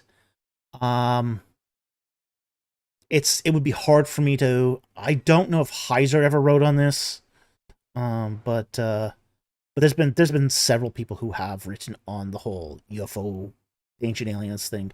I just don't keep up with that literature. So, but those are the two that I would say come to mind. Start writing yourself.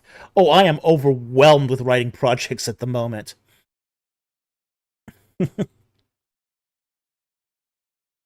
Milo says, she says, "Speaking of unidentified flying objects, I swear I saw a pterosaur in South Carolina. I will not be silenced."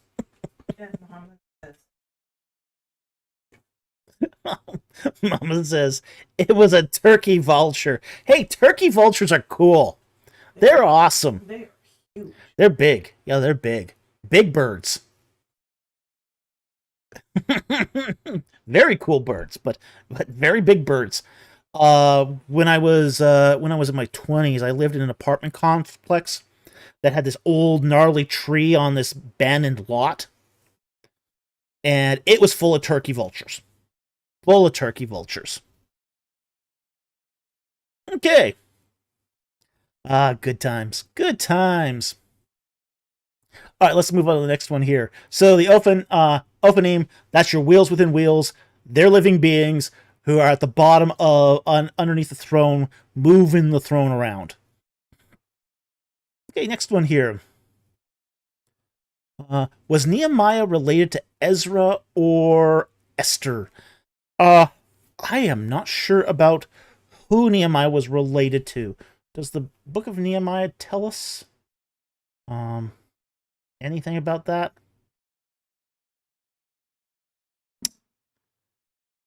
Uh, okay, we'll pull up the Bible here. Nehemiah, chapter 1. The words of Nehemiah, the son of Hakaliah.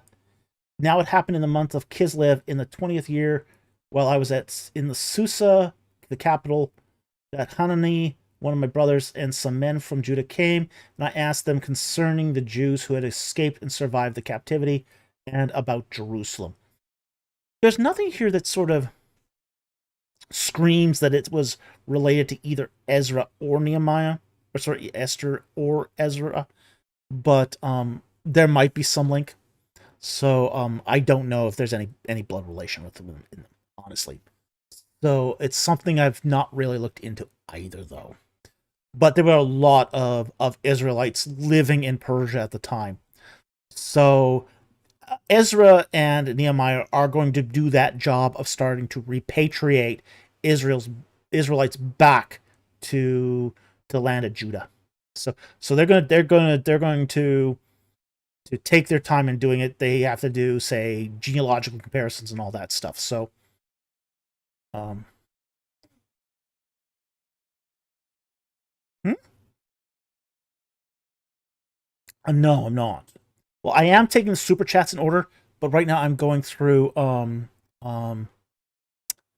ATs. Yeah. Yeah, the AT sent us another batch yesterday. We're almost at the end of AT's third batch here. So,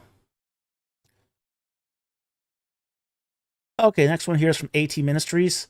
Could according to be translated by in Deuteronomy 34:5. Let's check here. We're to let you guys know how we're doing this right now. AT sends me a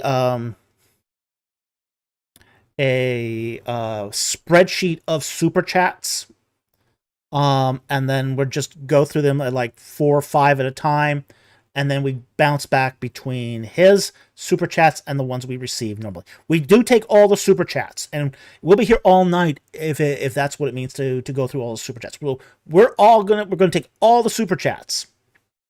So that's assured. We might not do all the non super chats, but all the super chats will be addressed.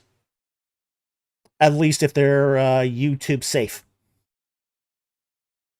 Okay, 34 verse 5. So Moses, the servant of the Lord, died there in the land of Moab, according to the word of the Lord. Okay, now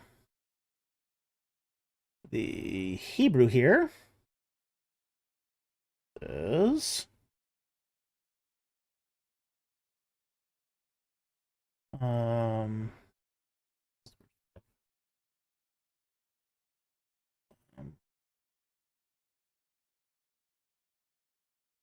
okay, it uses add. Okay. Could according to be translated as by. No, it's not really a by is not really a good translation here. The word is odd. Odd here. It means as far as, until, during, up to, until.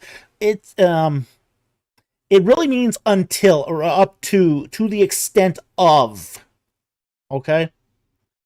So and you can get from that according 2. Okay, so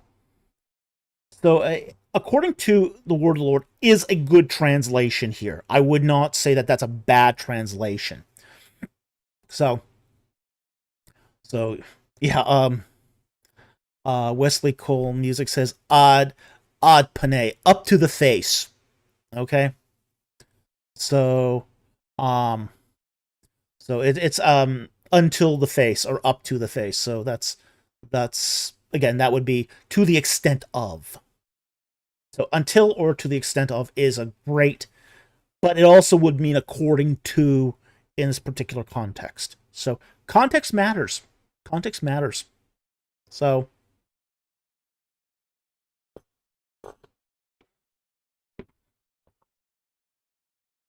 okay.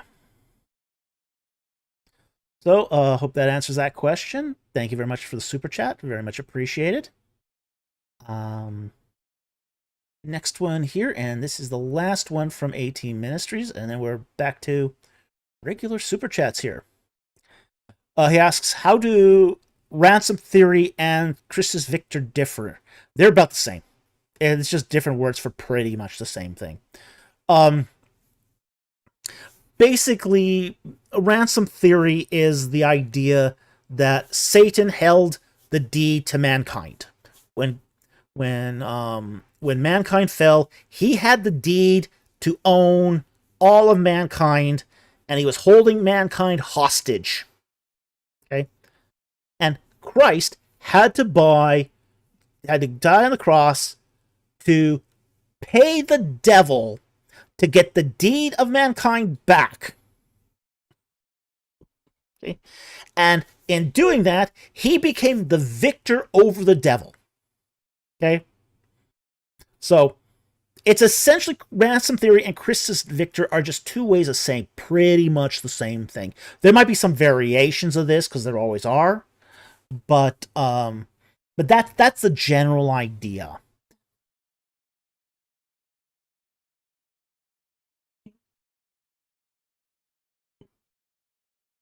Yeah, there's some theological problems with that too.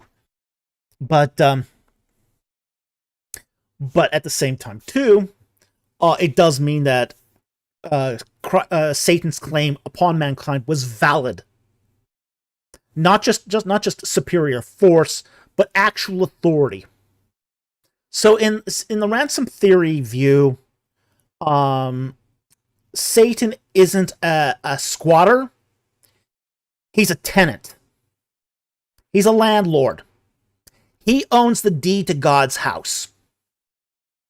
So he's not a faker in the ransom theory. He has a genuine, bona fide deed to the world. Okay? Yeah, and that comes at the time of the fall. Yeah. Yeah. Basically, the ransom theory says that Adam gave the entire dominion of the world to Satan as a exchange.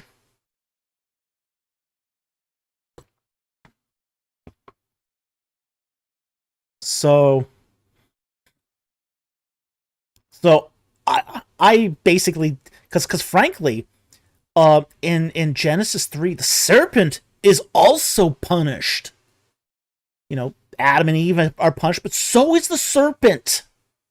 He doesn't own anything. He's crawling in the dirt.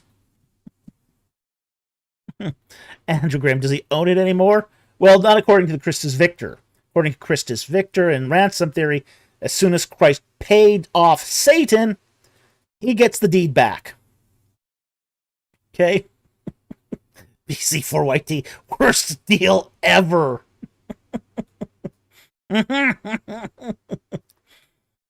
BC4YT, in exchange for what? Yeah, that's not really made clear. It's not really clear what mankind got in exchange for giving Satan the deed. Yeah, that's never made clear. Yeah, but the fact is that Christus Victor and Ransom Theory turns Satan into the landlord. He becomes the owner of the house.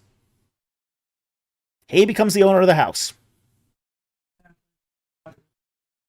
That's exactly what squatters make the claim of. But the fact is that Satan's rule is not a ownership rule in the sense that he has the deed. It's the ownership of a guy who squatted and basically wrested control away. Ryan Cohenkamp asks, let's see that.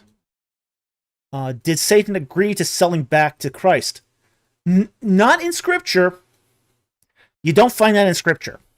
It's sort of one of those things that where theologians have basically suggested it happened, that Satan was holding the world ransom for the equivalent price in blood. But the contractual arrangement that sort of undergirds this is not clear.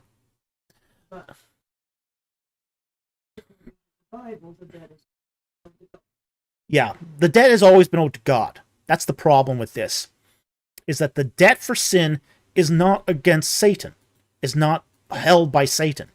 He's not the holder of the debt. God's the holder of the debt. That's the problem with ransom theory, is that the holder of the debt is God. It's a violation of God's holiness that causes the debt. Satan's not holy. Why should he hold the debt?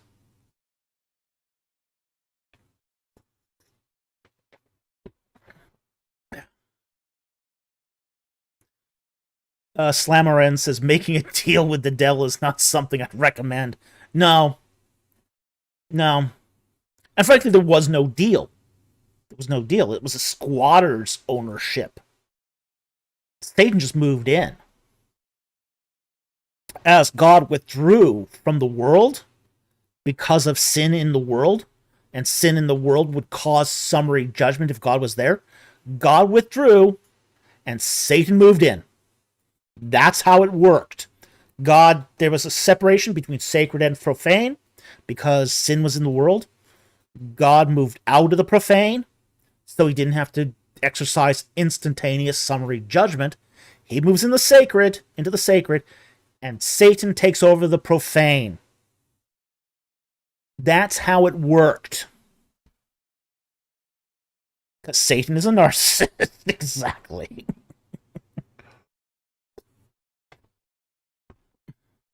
Yeah, just like... Louis Sandoval asks, what is Satan doing right now? He's kicking the can down the road. That's what he's doing. Satan knows he's defeated. He knows this is a good thing that is eventually going to come to the end. But there's a certain number of Gentiles that have to come to salvation. Okay? We're not told how many.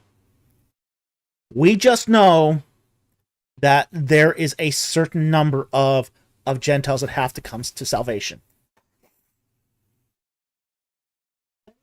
So what Satan is doing right now is delaying that for as long as possible. So he's delaying that conversion of the Gentiles as long as he can possibly string this thing out. Because as soon as that number is hit, the clock starts ticking again. The end comes fast. So that's what he is doing right now. He's seeing, okay, I can't win this thing ultimately, but I can sort of put it off as long as I can. Think of it this way. It's kind of like a guy on death row who keeps filing appeal after appeal after appeal to put it off as long as possible. So 30, 40 years down the line, the sentence finally comes when he exhausts his appeal, but boy, he has strung this thing out for a long, long time. That's the same thing. So, Andrew Meisner says, does the clock stop ticking if Gentiles fall away from the faith? Yes, it does. Okay? But the Lord knows how many will come to the faith.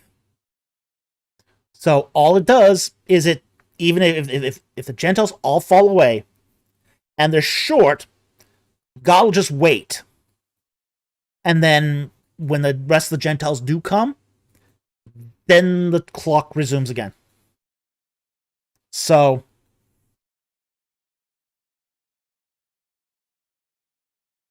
and Mama says death row does take forever. And that's the reason. That's the reason it takes forever, is because those who are on death row are basically filing appeal after appeal after appeal. As many as with and they're when they do these appeals, they file them as close to the cutoff date as they can. So they're really stretching this thing out because that's how they buy time on death row.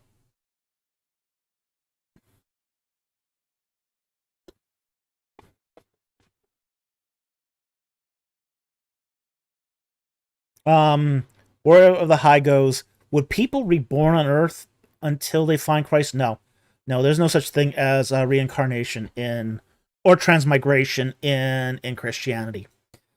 Um, it's said that we are appointed once to die, and then the judgment. Okay, so there's no second chances on Earth for those who have um have died. So you get one chance on Earth, and that's it. So so I think that answers the question. Thank you very much, AT, for your support of the channel through the super chats. We really, really appreciate it. Okay, next super chat here is from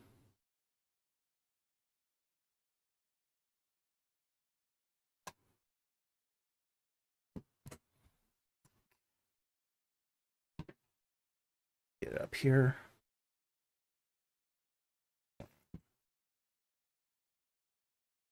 Next super chat is from, let's see if I find it here.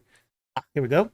From Invitacion al Cristianissimo for $5. Thank you very much for the super chat, and I apologize for butchering that name.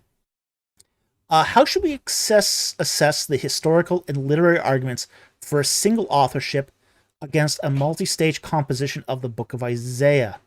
I love you. Well, we love you too. We love all our subscribers and our community.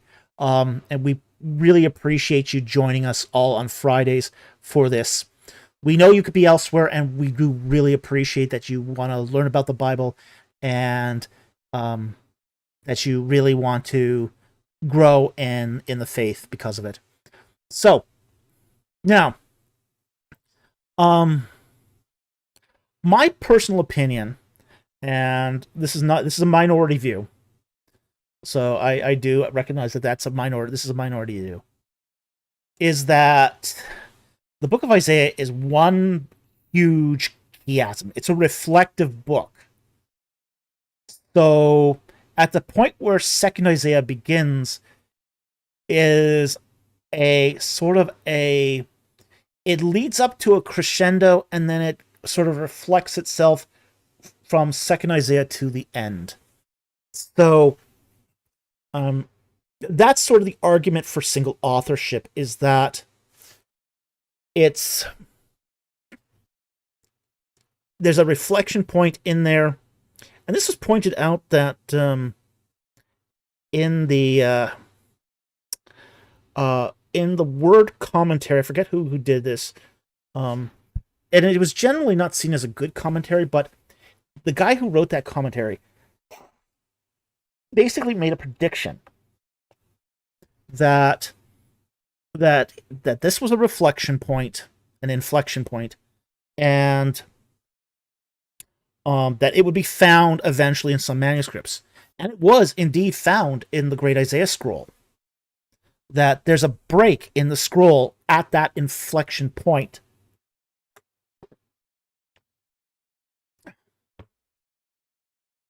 So,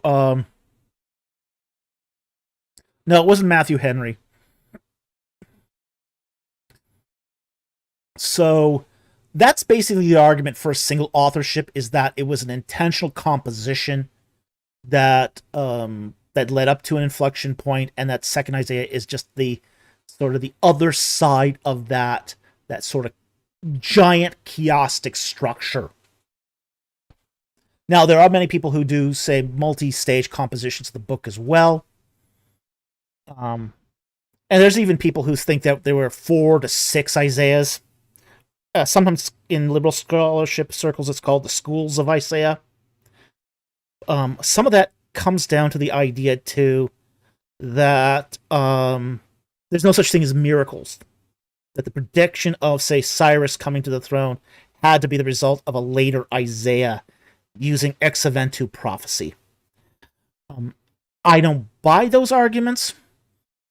I mean, it's just as easy to say that, there is a prophecy that was based upon Cyrus the First that gets recontextualized for a later period, and that is where we get the prophecy for Cyrus the Great.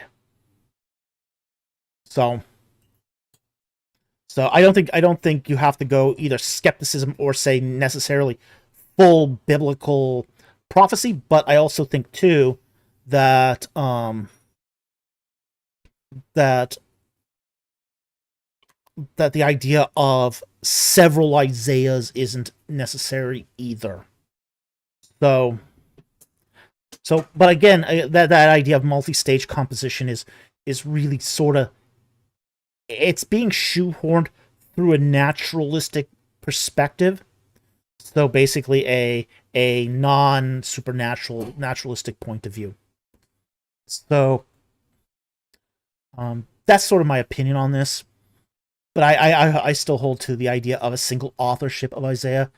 And again, I find the sort of the giant chiastic structure of Isaiah to be a very compelling argument. So I hope that helps. Thank you for the super chat. Very much appreciated.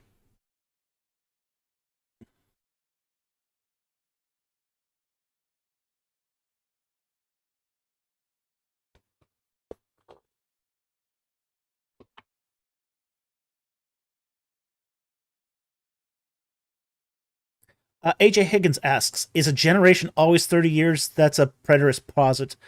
No. No, a generation is not always 30 years. The idea that you can date a generation, there's been so many people who try to firmly date how long a generation is. Nobody. Basically, the only thing that you could do really to say what a generation is father to son. Okay? The idea that, I mean, there's been people going back 200 years that have said, oh, a generation is 25 years. Oh, it's 30 years. Oh, it's 35. Oh, it's 40. Oh, it's 60. Yeah. Nobody knows how long a generation is. And those of us who like nice round numbers. Mrs. Producer says, and those who like round numbers think it should be 100.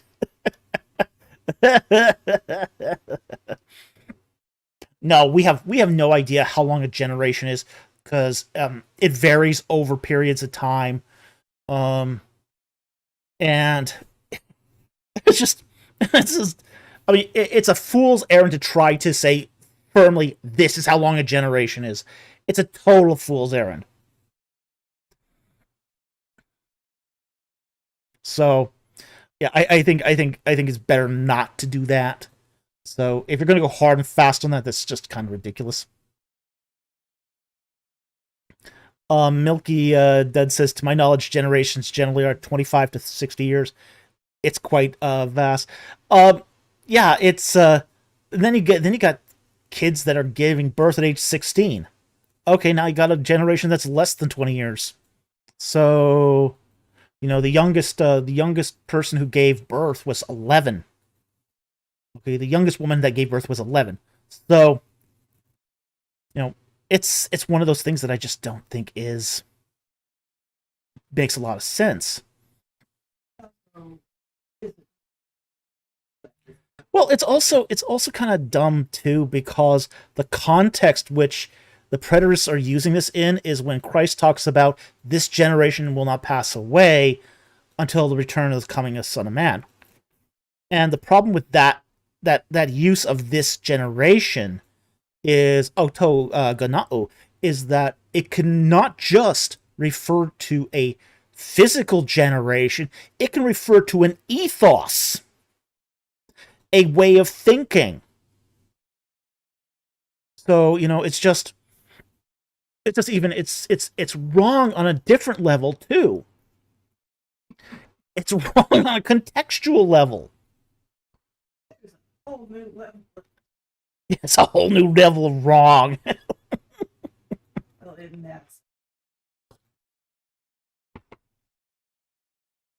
Yes, it's just crazy. Yeah, crazy. Okay. Next one here. From Space Peanut for 5 Canadian. Thank you for the super chat. What is the current consensus on pyramid construction techniques? Have ideas changed much over the last decade? Yeah, there has been some change in ideas in the last decade. There is a couple of things that that have taken place. First of all, was the discovery of the port at the pyramids.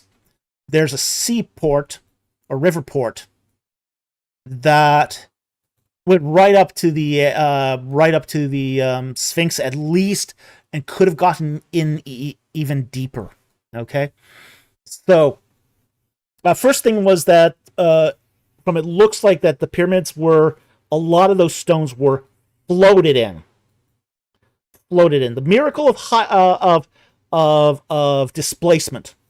The miracle of displacement, where you could take a boat, put tons and tons and tons and tons of stone on it, and you won't sink it, because you're dealing with a displacement of mass. Okay, so and that's the first thing. The second thing was the work of Roland Enmarsh about 5-6 years ago, who showed that stones could be moved up really steep inclines using ropes and pulleys. And he found actual evidence of this being used at the quarry site of Hatnub. So yeah, there has been some changes in what I mean. We always thought that the ramps were used. Okay, we always thought that ramps were used, but what changed was the idea that of this sort of pulley and the stake and pulley system, where there were 2 stakes at the top and pulleys that used leverage, and to pull them up. So, not necessarily wooden metal pulleys. Some of them would have been wood. In fact, it's very likely that they were wood. But so we're not talking metal pulleys here. We're talking, in all likelihood, wood pulleys. And we do find some of these pulleys, that had been discarded. So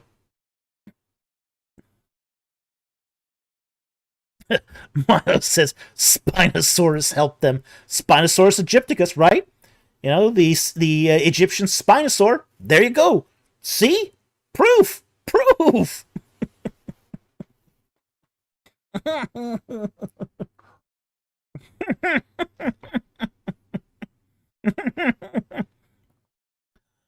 Milo, she says, yeah.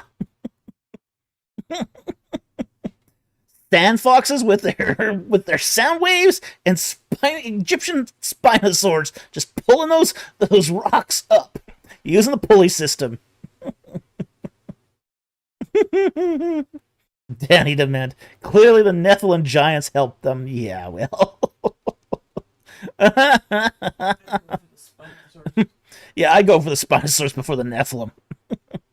At least we know Spinosaurs were there.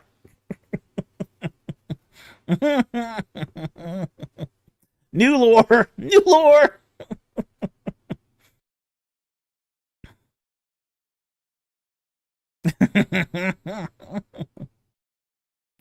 The Delenisban says, if IP is going to do a series on Daniel, I don't. Uh, IP doesn't bounce his plans off of me, honestly. So I don't know what he's doing right now. So he pretty much keeps his own counsel as to what he does. So I think Rob Rowe is going to be doing something on. He announced he's doing something on Daniel, but I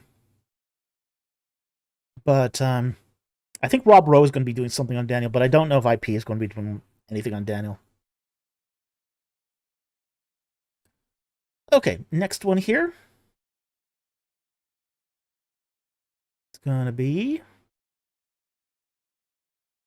Oh, AJ Higgins asks, how much were artisans and scribes paid in the ancient Near East? Depends where you were. But Egyptians paid in food. So they were paid a ration. They were typically, but they could earn money on the side too. They didn't earn money because money didn't exist then, but they were paid in food. Food and goods. Okay, so their ration would include some barley, some wheat, some wine, oil, dried fish, and maybe some dried meat. Okay, so that's what their ration. Yeah, they also got medical supplies. So now if they did work on the sides, they could get other things, like they could sometimes they would be receive goods like sandals, clothes, cloth, chests. Chests were a if it was an expensive item, they could receive chests. So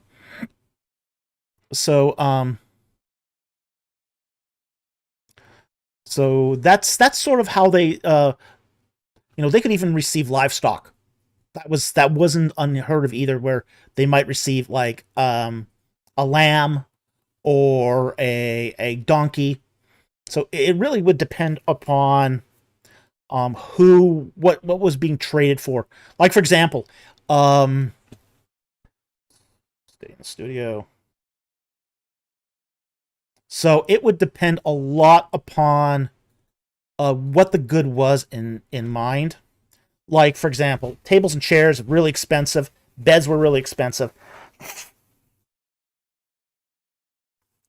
It would not be uncommon to receive,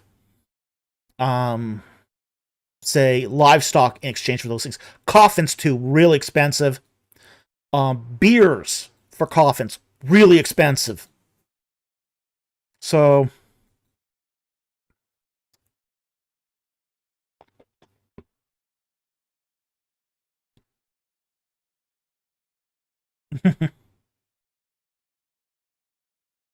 Darkblade, add some milk in. I mean, yeah, will. Uh, oh wait, never mind. Ancient milk wasn't pasteurized, maybe unsafe. People lived eating cheese all the time. I don't know what this sort of pasteurization thing. Yeah, okay, it's effective against listeria. But pasteurization of milk is only a problem because of unclean collection processes and industrialized farming.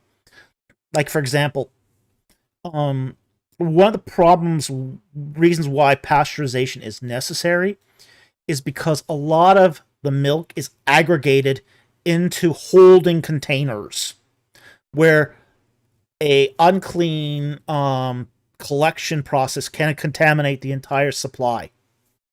Okay, so that's the reason why pasteurization was necessary. But in the ancient world, where people were collecting from one or two cows, and then making cheese or whatever, that wasn't unsafe. In fact, it added a really nice character to cheeses that you can't get today. Oh yeah, French cheeses are still used unpasteurized milk. Yes. They're so wonderful. Brie de Meaux. Can't get it over here because it's except at specialty fromages, because it's unpasteurized. You can't get it in the United States. Schaus is sometimes it's pasteurized, sometimes it isn't. But there's a lot of great, wonderful, tasty cheeses that are unpasteurized because it just adds a character to the cheese that you just can't get any other way. So, love it. Love unpasteurized cheese. Yeah, bring it on, man. Send me your unpasteurized cheese. I feel risky.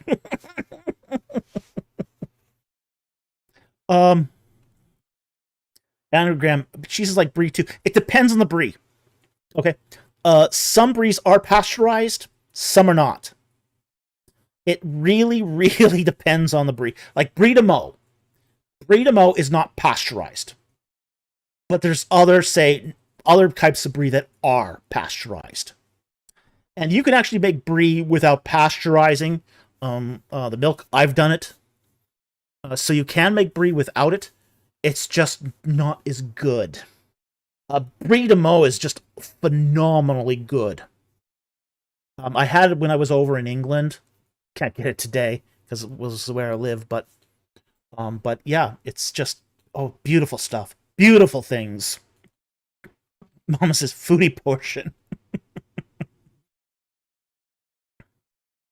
Annie Manuel says, no pasteurization is secret to good Belgian chocolate. I believe it. Yeah.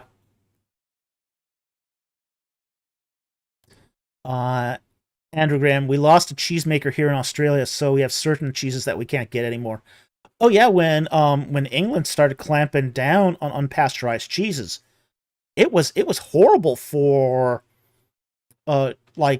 Stilton. Unpasteurized Stilton is gorgeous if you can get it.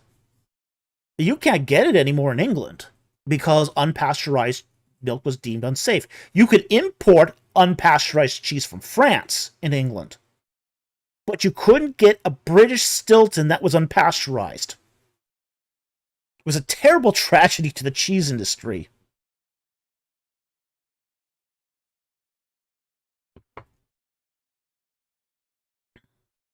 Milo Mortimer says, I can answer personally, heavy cream is better unpasteurized. Oh, I believe it. I believe it. Whole milk tastes wonderful, too.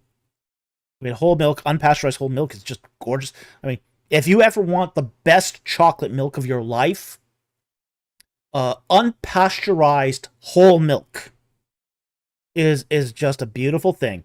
A beautiful thing. It's almost like you're downing cream.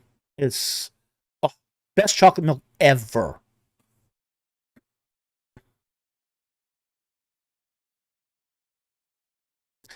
Okay, let's go on the next one here. The Katsui says, there are some pastries that cannot be made without unpasteurized milk. I believe it. Yeah. I know there's some Indian pastries that definitely, like gulab jamun, you can't make that without unpasteurized milk. It needs unpasteurized milk.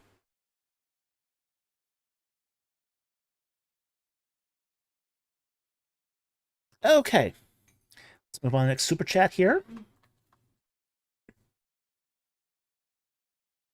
Next super chat here is from Koifos for $10. Thank you for the super chat.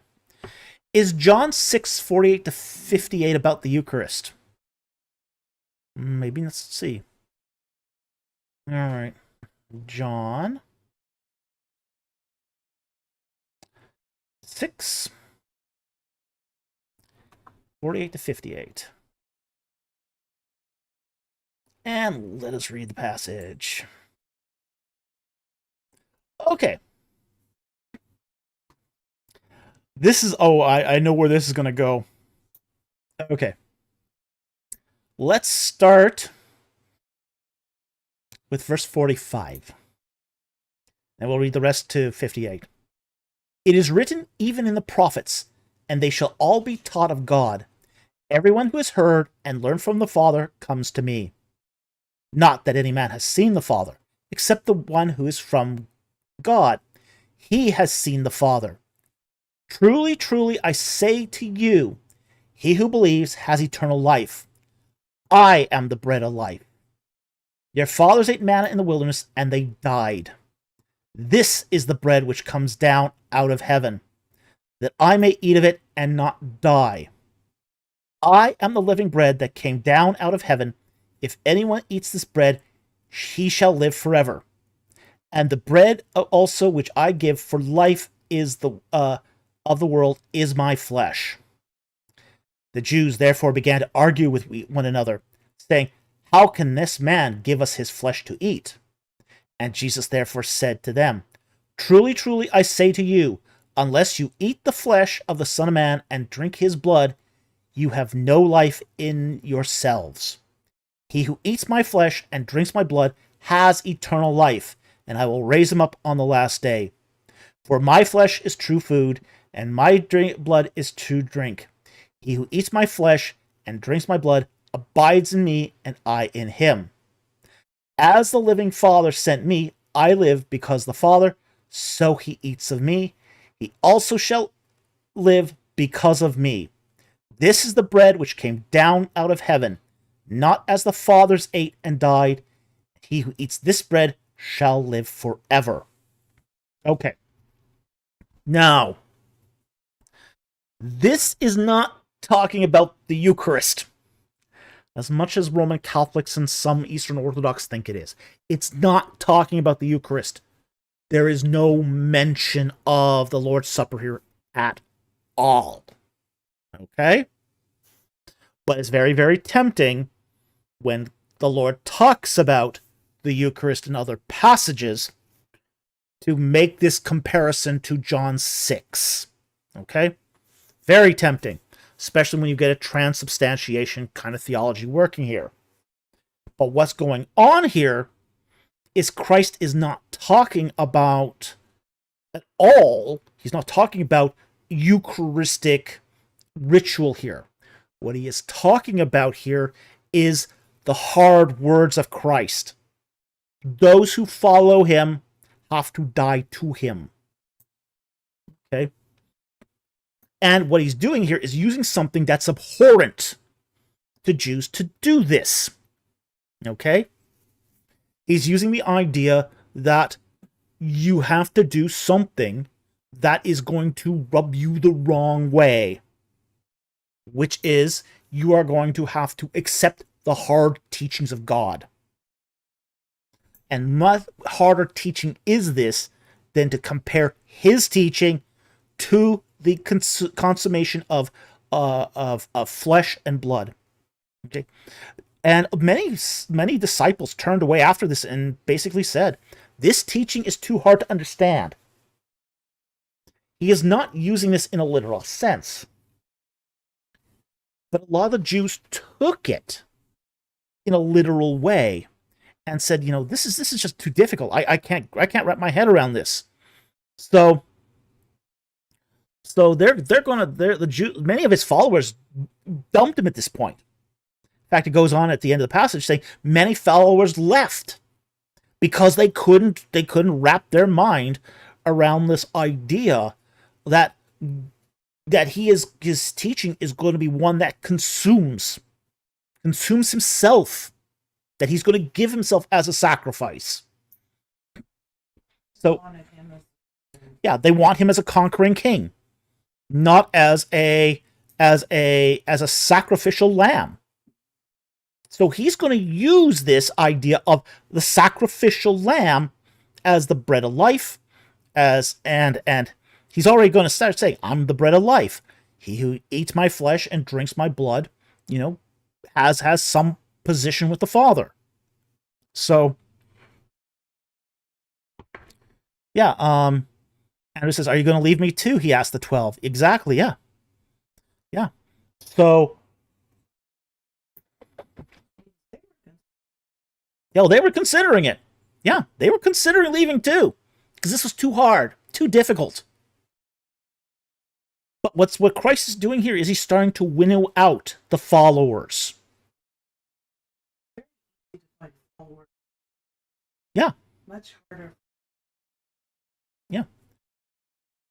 It says in verse 60 here, "Therefore, Many therefore his disciple therefore many therefore of his disciples, when they heard this, said, "This is a difficult statement. Who can listen to it?" But Jesus, conscious that his disciples grumbled at this, said to them, "Does this cause you to stumble? Does it cause you to stumble?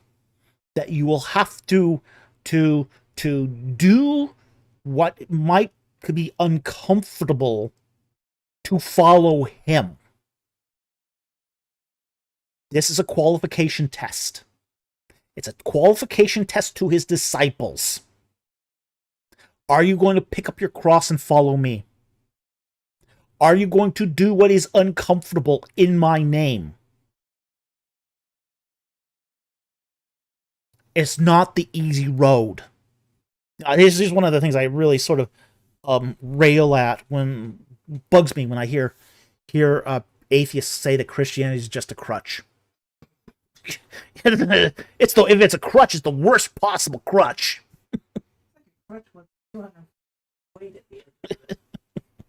Christianity's hard. It's hard and it's difficult. Now, anyone who's doing the faith right understands this. It's difficult, it's hard, it's not the easy path. And Christ is basically telling his disciples through this symbolism of his flesh and blood that this is not the easy path. It's full of hard things to understand, full of hard things to accept, and it's a hard life. So what he's doing at this point is he's winnowing out the followers. Many of those who were just sort of lukewarm followers, who might have been there for the free lunch. Because there were followers there who were getting part of the thing about being a peripatetic preacher in those days is you had to provide lunch. The feeding of the 4,000 and the 5,000, that was part of being a peripatetic preacher, is you provided food. And people came to listen to you because they got their bellies full. So he's starting to weed those people out. People who are just there for the food. By making the message so unpopular that those people would get lost. And we don't think about Christ intentionally driving away followers because of our seeker-sensitive ideology today. But Christ drove out people. Christ drove away those who would not believe and would never believe. He wasn't sort of bending over backwards to keep these people. He was saying, "Hey, you think this is a hard teaching? There's the road." So, that's what he's doing here in John 6, is making the teaching so difficult and so potentially unpopular that he's weeding out a lot of the followers. Weeding out. Yeah, and he was preparing the apostles for what was to come. Yeah, so it's one of those things that we have to keep in mind when we talk about Christ is, a lot of what Christ did is very counterintuitive to even how we perceive him today. It's not this open door, let everyone in and do whatever they want. Not universalism. Not universalism, no, honey. Shocked, huh? Yeah, you're not that shocked. Yeah, so that was really what Christ is doing here. Okay, so this is not about the Eucharist at all. I think the comparison here to the Eucharist, I think, is invalid. Wrong context, wrong sort of meaning of what he's attempting to do here. So that's how I would strike that here. So your denomination might have a different view on this, and that's fine, but generally from the context, it's not talking about Eucharist at all. So hope that helps. Thank you for the super chat. Very much appreciated.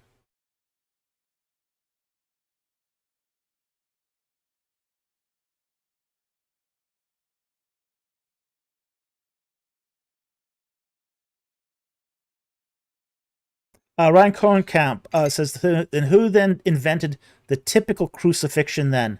The typical crucifixion was invented by the Romans.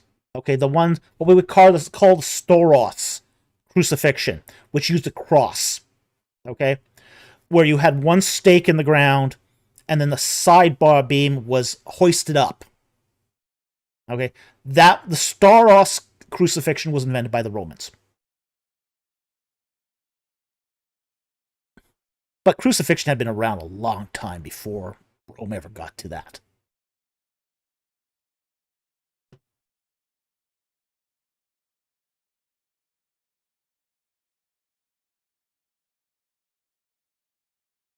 Okay. The Delane's band says, how do you reconcile Adam and Eve with evolution? I don't. Like, I know IP has a video. Yeah, IP is a theistic evolutionist. Or sorry, an old Earth creationist. I'm not. I don't believe in concordant views of creation. Okay? So, here's my issue with this. When we start talking about Genesis 1 through 11, what you're talking about here is a religious prolegomena of establishing temple ritual.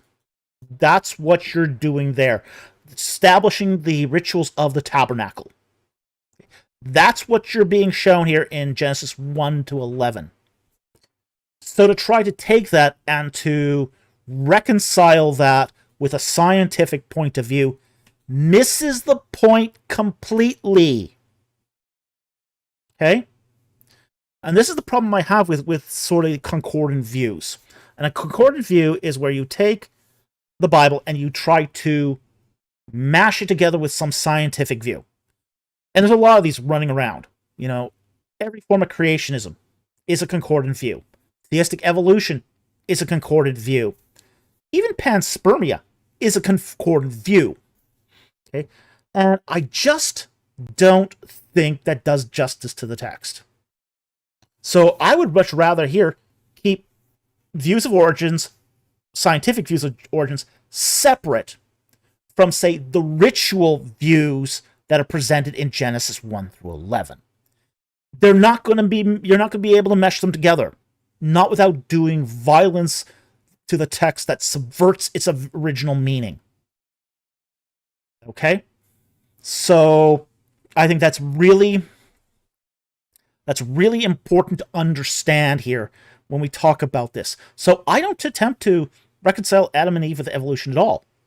I think that's a fool's errand. And I think it's unwise to do that because of the meaning of the text that's being presented in its context. All right? So I hope that helps. Thank you for the question. Really appreciate it. Okay. Charlie H. for 999. Thank you for the super chat. What is your opinion on the star that the wise men had to follow to find Jesus? Do you believe it was some sort of astronomical event or was it supernatural? Neither. I think it was a normal conjunction that would have been a sign, typical, similar to basically the Assyrian omens lists. Okay, the Assyrians had a bunch of omens lists that basically talked about various astronomical events that had certain meanings. I think this is something very similar that we found with the wise men. Is just probably one of those sort of omens lists. So not necessarily a phenomenal event. I mean, I don't think people looked up in the sky and saw a really bright star that was out of the ordinary. I think there was a certain star or planet that came into conjunction with some sort of zodiac sign that would have told them to interpret it this way. So I think it's, in that case, it's closer to the sign that you find in Judges with the sun standing still. The sun standing still is not the sun staying in one place for 24 hours. It is a astronomical basically a reading of a normal astronomical event that was recorded by, say, the Assyrians. Okay? So that's basically what I think. I think it was more, as I said, along those lines of an omen sign than it was, say, of an astronomical event per se. Okay? So I hope that helps. Thank you for the super chat. Very much appreciate it.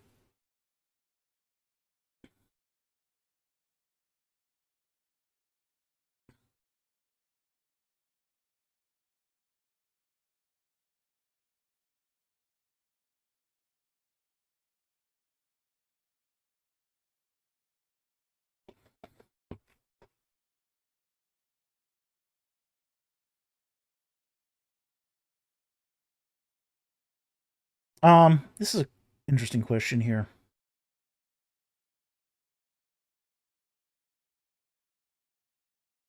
BC4YT asks a follow up to the question about why have different words for love, like eros, phileo, agapeo, if they mean the same thing. Okay? The fact is that language is complicated.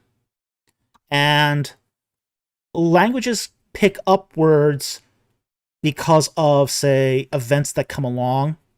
And this is true of any language. And this is how we get a lot of synonyms. A lot of synonyms are essentially basically the same word that's been adopted through coalescing of languages, through historical irregularities in languages, sometimes divergence. Um, like, for example, we have we have Anglo-Saxon words in English that are very sort of literal or are very generic, and then we have French words that connotate specific in specific aspects. Like, for example, we have an English word to run, but we also have a word march that comes from the French marcher. Okay, a basically a unified, walk as such. So an orderly walk. That was that's a nuance that didn't exist in English with either walk or run. But this French word filled in the gaps. So we do get synonyms for things that that even, say, a lot of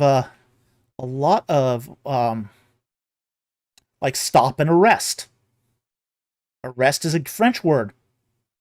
It means to stop, but it comes from the French word arrêter.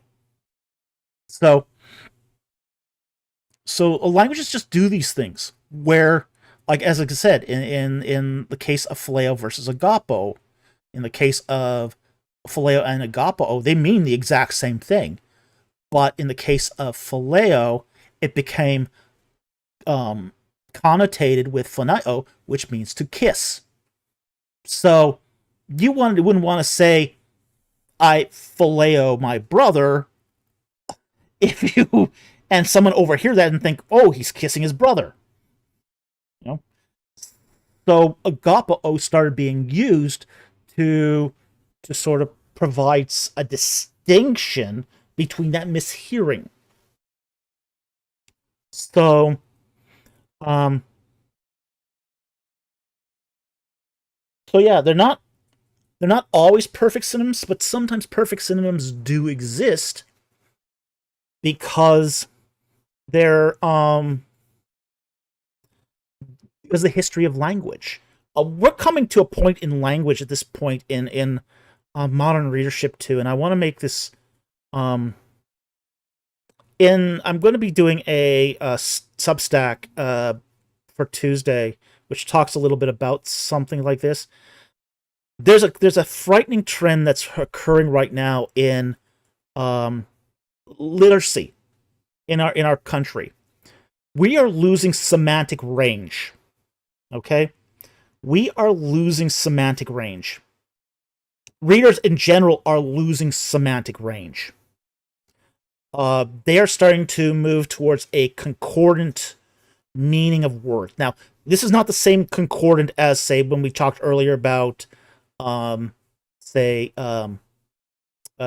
origins. Okay, this is a different version of a meaning for concordant, which means one meaning, one word, one meaning idea.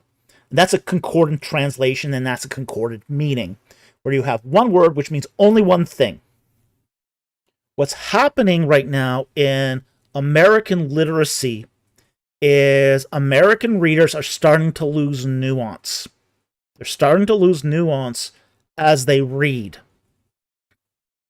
So now they're starting to encounter texts that are basically using words in ways that are unfamiliar to them, and they're starting to think that that is wrong. That's a wrong usage.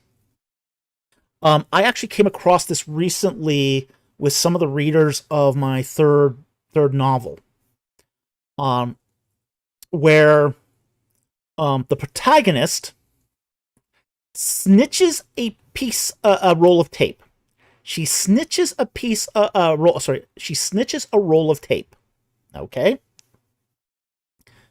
Now, a lot of my readers said that I used the wrong word there. I should have used snatch. Okay. But the problem here is their claim was, the reader's claim was that snatch is to steal, snitch is to tell on. But here's the thing. Snitch can also mean to steal, but it's a different nuance than snatch. Okay? Snatch is to steal something quickly. Snitch is to steal something privately. Okay? Harry Potter snitches. Oh, yeah, There is that. It is a nuance of snitch that is still valid, but readers are starting to lose that semantic range as they read less. So I'm starting to see this in a lot of places. Okay, so. But this is a really important nuance if you want to convey something is stolen privately. Okay? Like, a thief would go into, say, a rich person's bedroom to steal gems. Okay? They're not necessarily snatching the gems, because they're not necessarily doing it quickly, but they are doing it privately. So they need to snitch those gems, not snatch. So it is one of those things that, as I say, I'm starting to see that people's semantic range is starting to converge. I don't know the cause of this. Like, for example, I don't know if whole learning is to blame for this, or if it's just general decline in people reading these days. But it is something that has me very concerned. Because the reason I'm so concerned about this, too, is because what this does to writing style in general, which is, writing style is a combination of nuance of your words, your semantic range of your words, plus sentence structure. Okay? So what's happening is it's draining, as people sort of bend, as writers start bending to concordant meanings of words, style is starting to get drained of its life. It becomes homogeneous. So we're losing something really, really important by the loss of semantic range. Mama says, so snatch is public thieving, snitch is private thieving. Almost. Snatch is fast thieving. Is to snatch something is to steal something quickly. Not necessarily privately. Like, you snatch a purse in public. And they're called purse snatchers. They're called purse snatchers because they're doing it fast before you realize the purse is gone. But to snitch something is to steal it privately. And It's a beautiful set of nuance. Beautiful. Have you ever heard of kids snatching? No, they snitch cookies. Yeah, kids snitch cookies. They don't snatch cookies, they snitch cookies. So a kid sees when the parent isn't looking, goes into the cookie jar and snitches a cookie. He's not snatching a cookie because he's not doing it fast, because if he did it fast, the cookie jar would clink and he'd get caught. But a kid will snitch a cookie.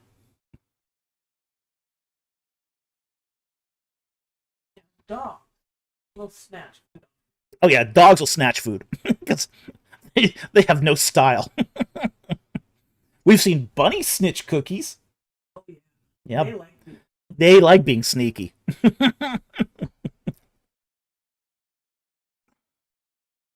Jack Ray asks, is snitch synonymous with purloin? I would have to look up the exact definition of purloin, but Purloin is closer to. purloin meaning, um, it would probably be closer to snitch. Yeah, yeah, yeah, probably closer to snitch than snatch. Yeah.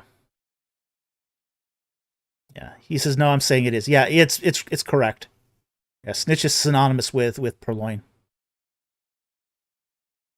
But it's a, as I said, it's a beautiful, as I say, it's a beautiful set of nuance that we're in danger of losing. And I have gotten into some heated debates with Alpha Reader of word usage, and she thinks that sometimes I use words that, even though the nuance is technically correct, an American reader won't understand it.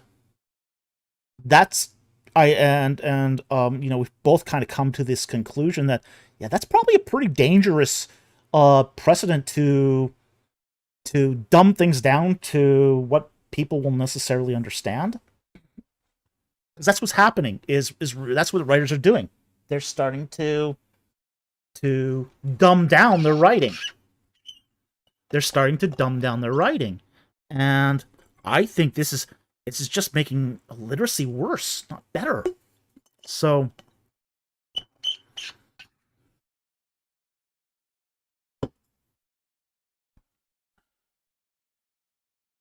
okay.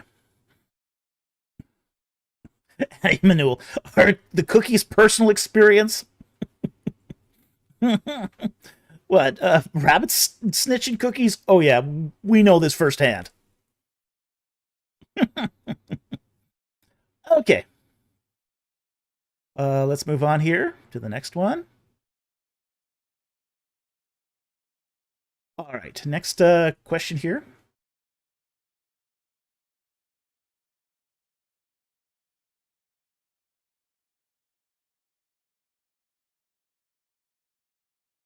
Gandalf the Bay says, so basically we are getting to a point where words mean nothing. We're getting to a point where words mean one thing. Now, this is not going to be possible with some words like run. Run will always have a lot of nuances, a lot of different, a large semantic range. Run is the word in English that has the greatest semantic range. Okay?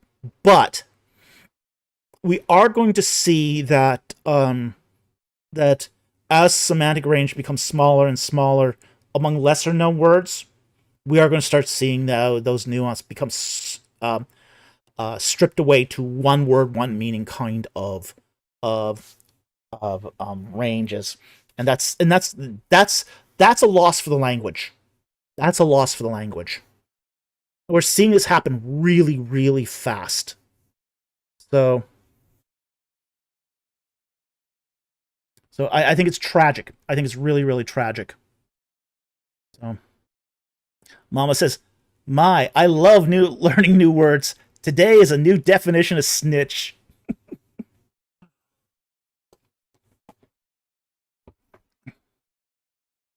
So, What I want to know how to relate. oh well, Mrs. Producer wants to know how being a snitch of leaking information have to do with a snitch of stealing cookies. Well, I gotta answer that question. That's a historical etymological question that I don't know.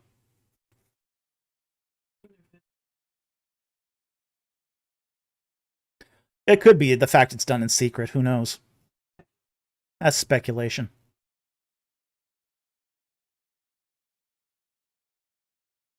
Okay. Warrior Most High says a video is circulating on a woman that was explaining the meaning of kairos when she went esoteric and said it's deep time and it somehow relates to the millennium stuff. I think that's hogwash. But it's hugely popular. It is hugely popular, but it's also kind of mythological. It's gaining traction. Yeah. Bioethics, nursing. Mm-hmm. You do Kairos time rather than chronological Yeah. time. Well, the Greeks did have ways of expressing this in a number of different meanings and nuance. Again, nuance. Okay, nuance. Kairos is here's how I would put it. Kairos means um, meaningful time. Meaningful time. Like, for example, you might study for Greek for 30 years. That would be kairos, where your time spent has deep meaning. Okay, so it's not deep time in the sense of it's time in that sort of capacity of it being an extra layer of time. It's that your kairos time has meaning and substance, and it's important. Now, this is different from, say, time time. Yeah, time and time are etymologically they look the same, but they're different. Okay, time is the sort of time of occasion. Okay? When the right thing happens at the right time, that's time.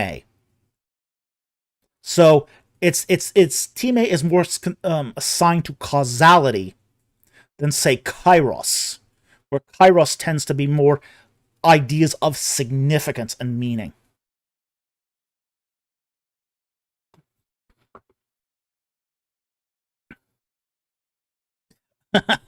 Mama says she snitched the snitch's shiv, then snatched the guard's gun and ran for her life.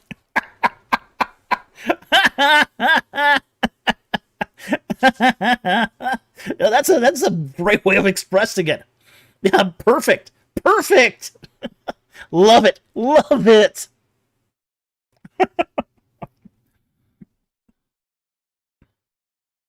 Murph Monson says Ionis is an age, though, right? Yeah, yeah. That's an age. Now the thing with an age is an ion is it's unspecific. It's just a general sense of a vast period of time. One of my favorite uses ionos is actually in the Book of Revelation, where it talks about the the age of the ages, the ages of the ages.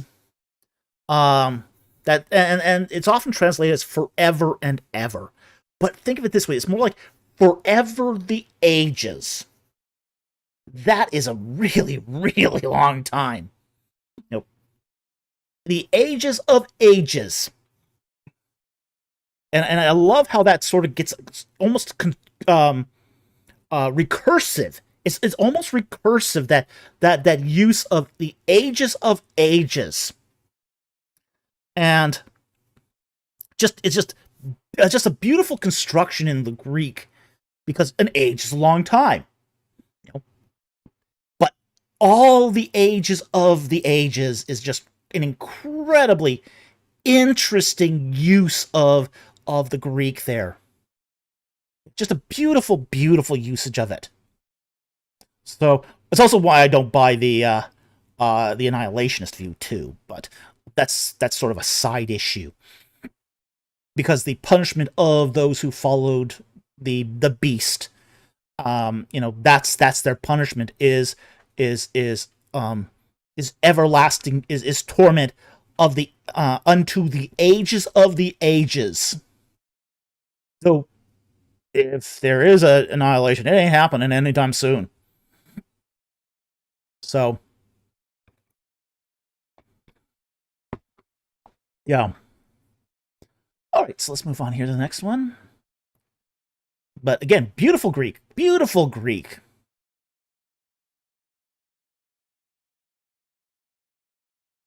Okay, we got a member question here from James Murray Walsh. Thank you for this question. Why did the Egyptians mostly use limestone for their stela instead of sandstone? Okay. They did use both. Um, the thing is, though, that sandstone does not hold a carving as well as limestone. For example, you go to the Temple of Mut at Karnak, it's mostly sandstone. And the carvings there look terrible. Absolutely awful. And the reason why they look so awful is because sandstone does not retain the granularity of carving that a good limestone will. A fine limestone, you can get really, really detailed carving that will last the ages. Sandstone won't. So, sandstone was by no means the preferred stone for carvings. Now, on the People use it. Easy. yeah, they used it because it was cheaper. Yeah, that's the reason why they used sandstone. And it just does not hold carvings well. So, and the fact is that limestone, for anyone who is trying to make a stela, limestone is going to be much superior material for that.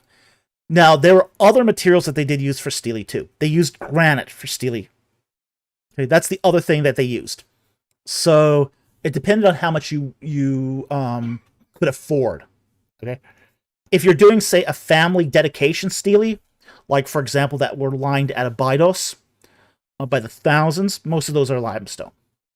If you're talking a royal stele, well, it could be limestone, but it could also be granite. So, Jack Ray, do not build your carving upon sandstone. I would definitely agree with that.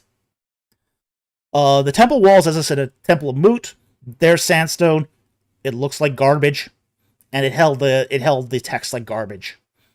So they found out pretty fast that sandstone is not a good working material for doing carvings. They did sometimes use it for lesser expensive temples, but not great. Not great at all. It looks terrible. It doesn't preserve well. It doesn't hold. It doesn't hold fine carvings well at all. So,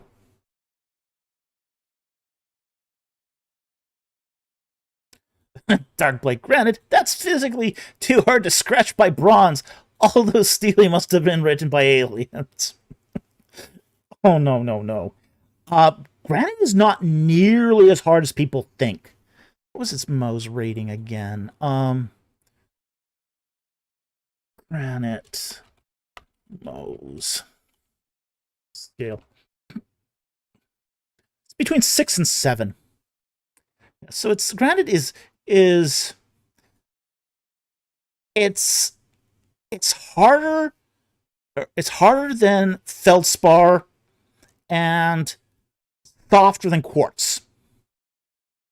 Okay, and the Egyptians did carve lots of things out of quartz minerals, like amethyst. Okay, so if they could carve an amethyst scarab or an amethyst bead, you know, you want now Mrs. Producer wants an amethyst scarab. Now I've done it. There I go. That's gonna get expensive. Yeah, so granite is not nearly as hard as people think it is. So uh so it's just one of those things that you could create a work hardened tool in bronze that could um that could inscribe granite. It's not that difficult. Gandalf the base. Dr. Falk, I just don't know why you don't believe in the electrical rods under the pyramids. I mean, all the evidence is clearly there. No, it's because there are no electrical rods. It's the lost city of Atlantis. The lost city of Atlantis underneath the pyramids.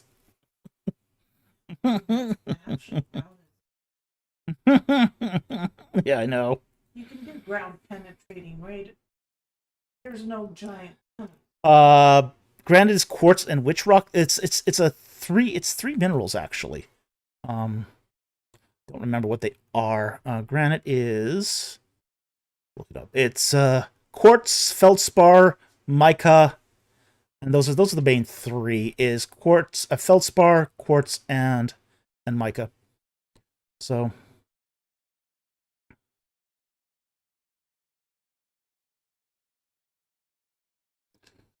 there's a lot. I mean, Egyptians had been carving granite since the pre-dynastic period. They've been doing it a long time. You can get flints that can carve granite easily because flint is actually harder, I believe, than granite is. What's the most scale for flint?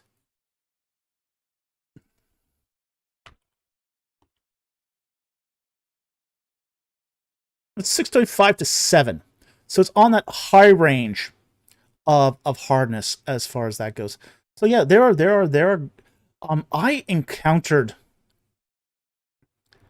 when I was doing a lot of rock when I was in the gem and jewelry industry, we'd encountered some agates that were 8 on the hardness scale. When we had to do this, when we did these agates, remember that moss agate that we bought from that guy? That stuff was hard. Oh, it's so pretty. But what you had to do with that stuff is you actually had to anneal it. You had to put it in a container of forget what it was, or ash or something, and then you had to anneal it in a furnace to take the hardness down. It was something like 7.5, 7.8. You had to get it down to 6 to work it properly. Um, yeah, you had to anneal it. It was what you did. You heat and then just let it cool normally. You could put it in. I think it was sand. You could use all sorts anything that was sort of heat resistant. But you had to heat it and let it cool in it so it was workable. Gorgeous stuff, gorgeous stuff, but hard, really, really hard. Um, and some flints are like this too. Some flints are also really hard. So, you could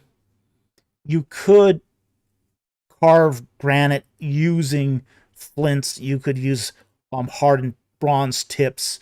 There were ways of doing it, and the Egyptians had a lot of ways of doing it.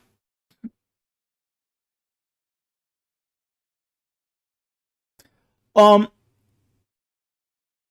you know, Obsidian is the sharpest, but not that hard. Yeah, it's not that hard. Obsidian, I believe, is around 5-ish. The thing with a lot of these though is they're brittle, hard but brittle.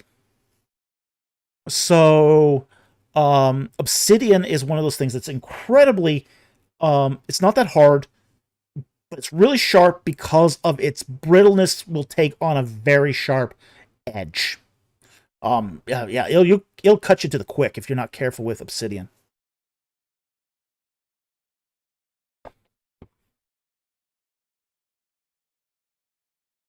Okay, next one here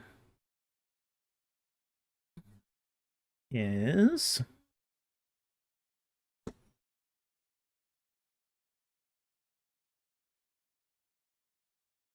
let's see,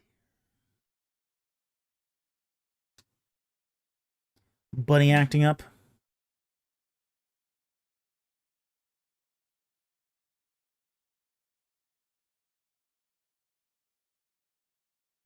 We taken that one already. Okay, we have a member question from Andrew Graham. And he says, I've heard there's been a discovery on the top half of a Ramses II.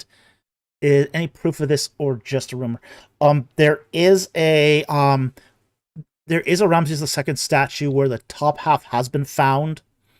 That is not a rumor that has been actually verified. The only thing is that there's a lot of Ramses II statues around. So it's not an earth-shattering discovery, but it is a real discovery. And they just found it in another museum is what they did. So Mama asks, so an obsidian blade in D&D would actually be legit? Oh yeah, there were people who had obsidian blades. So that's a thing. They could, you could make I think the largest obsidian blades get around to be 8 inches, so you can't make them very big. You can't make them very big, and they are brittle. But yeah, you can make them up to 8 inches. That was a thing. Yep. Yeah, it's Bad Bunny O'Clock. Mama, yep, you got it. Yep, totally. Bad Bunny O'Clock.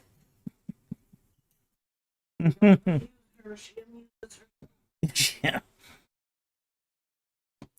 So yeah, thank you for that question, Andrew. But yeah, it's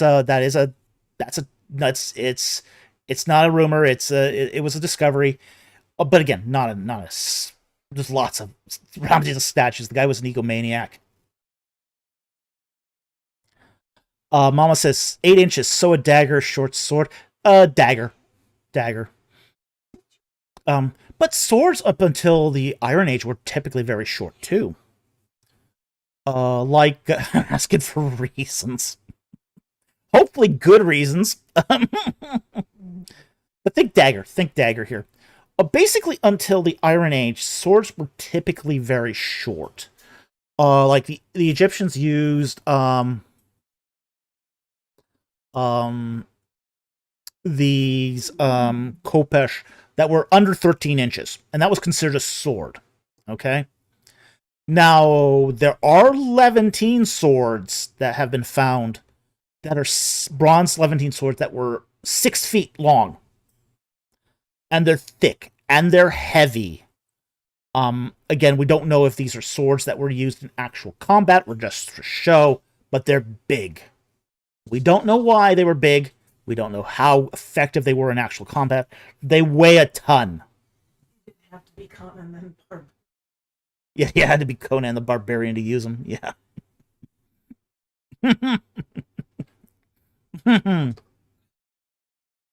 Mama says, obsidian dagger, noted. Perfect for a goblin paladin, I know. Can a goblin be a paladin? Under the new rules. Maybe under the new rules. Never used to be.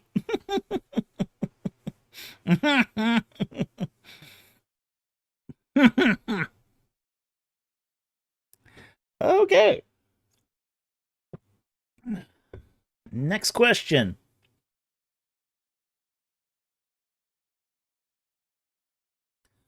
Tyru Shakishi, thoughts on cases of stage 4 cancers disappearing and others. Oh, this would be an example of a type 3 miracle. Again, there's nothing that would say that it's necessarily a miracle.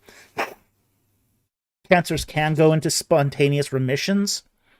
But this would be an example of a type 3 miracle. But not every cancer ends up in fatality. Sometimes the body does fight back.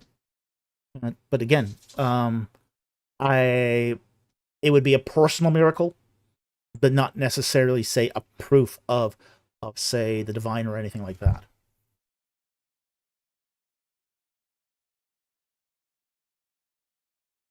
Scott Worthen says, yes, love it. Hypernature, my new favorite word. Thank you, Dr. Falk.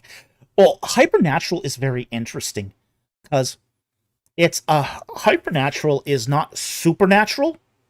It's basically talk about hypernatural is nature on the extreme. Still within the realm of possibility, but extreme. There was this book I used to have, I wish I still had it, called Weird Weather. And it would talk about really weird weather events, like hailstones the size of automobiles. Yeah, we talk about sometimes the 100-pound hailstones in I think it's the Book of Judges. Okay, now a 100-pound hailstone is not very big. Okay, think about this: a 10-gallon fish tank is 80 pounds. So you're talking about a hailstone about 12 by 12 by 12 inches, roughly, maybe 14 inches in all directions. But you're talking about a really, really small chunk of ice. Okay? Because water is super heavy. It's really, really heavy. But there have been some instances of hailstones that have been a lot larger. A lot larger. Mama goes, dang, nature on steroids. Oh yeah, a car. Yeah, yeah. There was a hailstone that landed in India that was the size of a car. Okay, and weighed thousands of pounds. So Getting caught outside in a hailstorm, very dangerous. yeah, getting caught outside in a hailstorm is very dangerous. Yeah. So I mean, it just depends upon what kind of updrafts there are. Are you going to get her out and then lock her into her pen or into the inside here? Okay.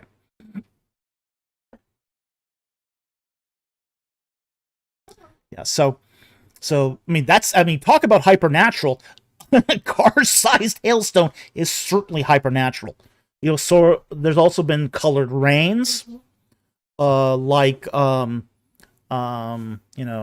rains, black rains, yellow rains, that sort of thing.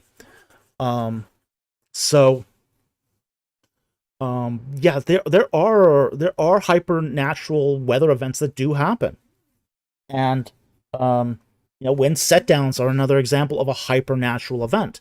They don't happen every day, but when they do happen, it's very it's still within the laws of nature, but it is very disturbing. Merv Monson. Revelation hailstones, yeah. Mama says, I know, I know, 3-inch hail will ruin your roof and wreck your bones, let alone, yeah. Oh, yeah. Yeah, my mother, when she was in Alberta, when she lived in Alberta, she talked about like 2-inch hailstones. Just wrecking the car. Just ruining the paint job on the new car. Yeah, love it. Okay.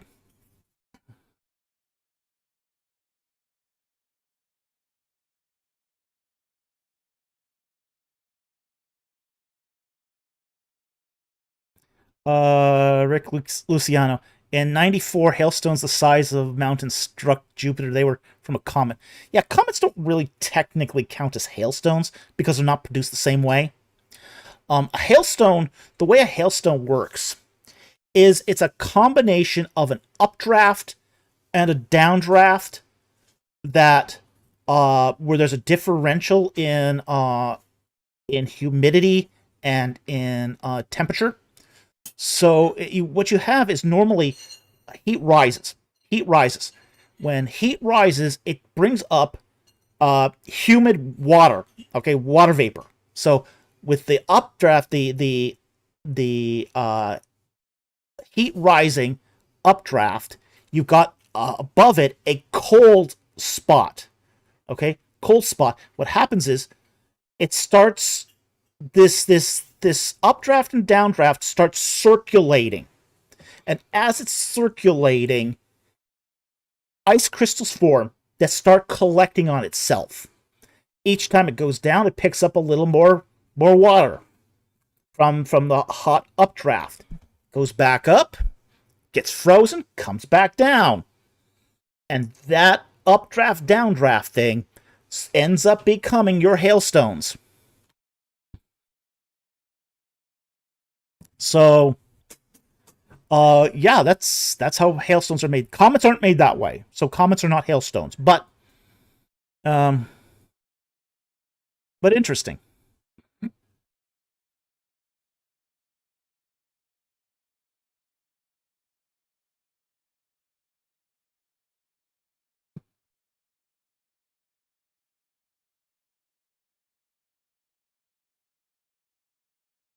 Oh, Louis Sandoval asks, what category of miracle is the time when Jesus healed the man whose ears were cut? That would be a first order miracle, because it does violate the laws of nature for an instantaneous healing of an open wound. An instantaneous healing of a cut off ear. That is a first order miracle.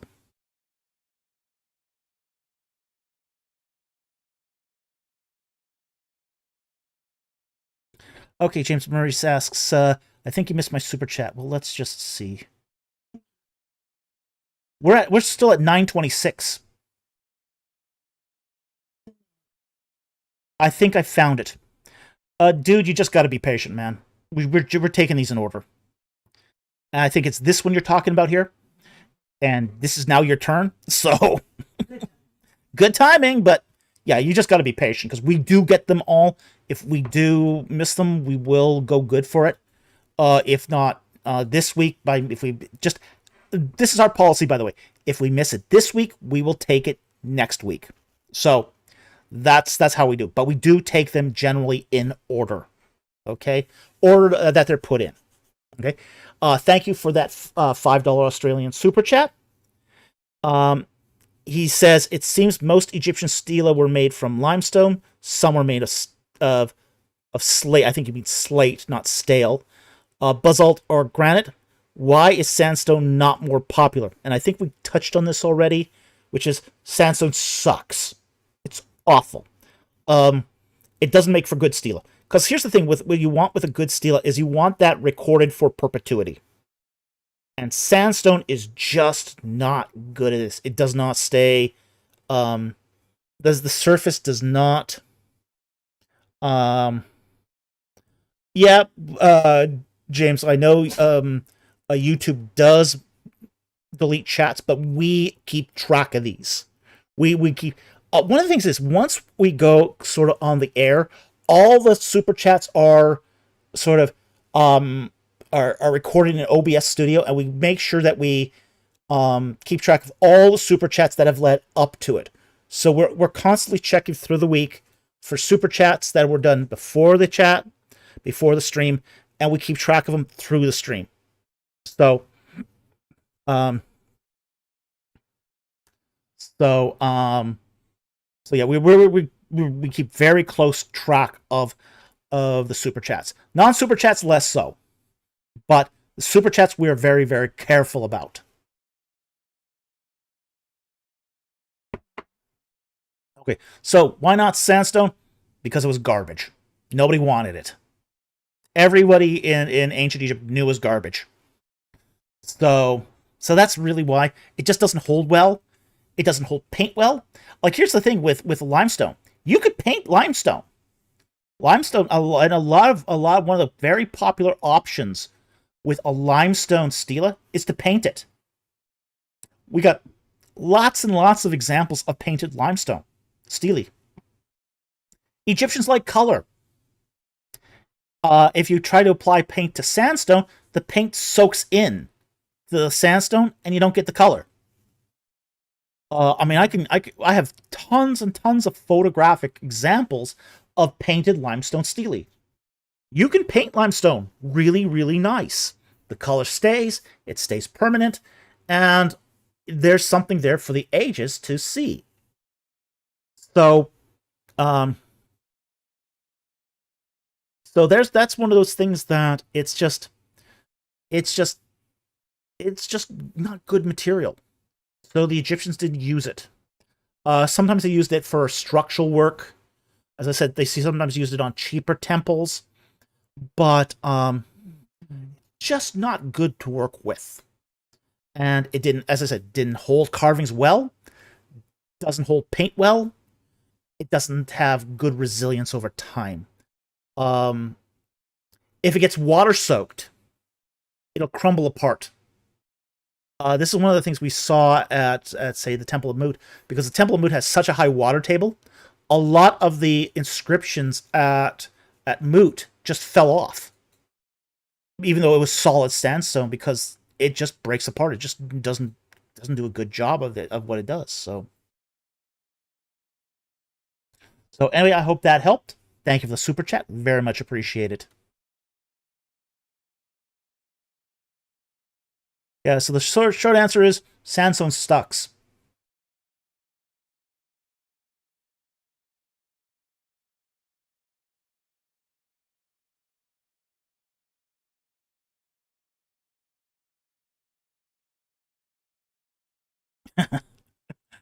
Yeah, Mama goes, we have the basic sandstone model, but for longevity, we recommend granite.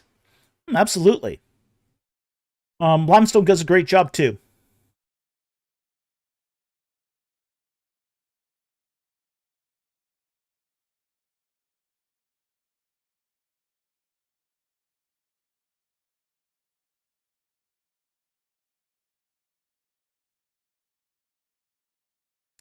The cats we ask, is there a record of a god dying of hunger?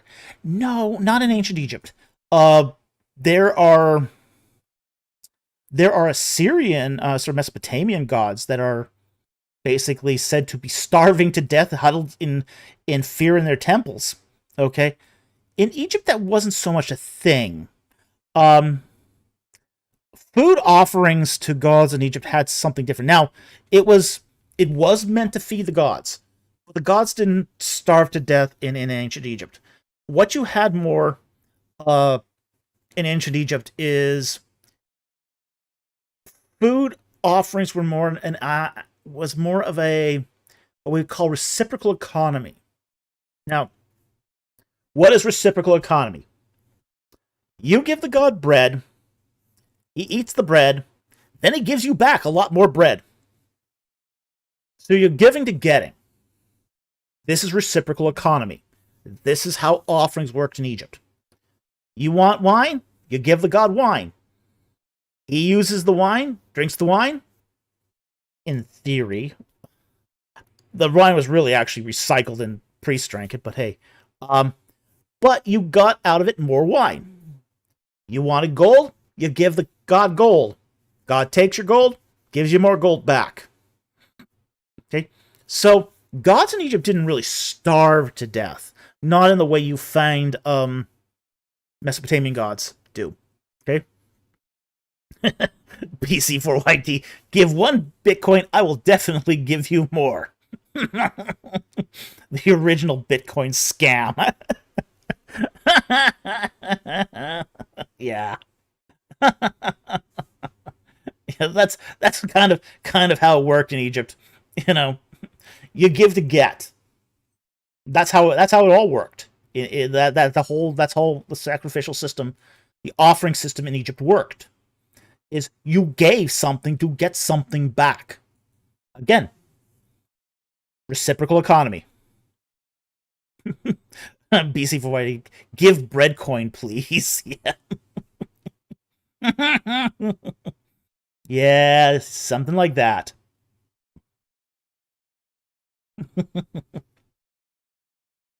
Dark Blade.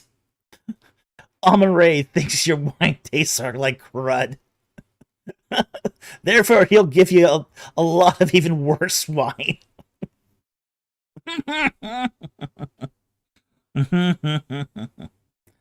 Okay, moving on here.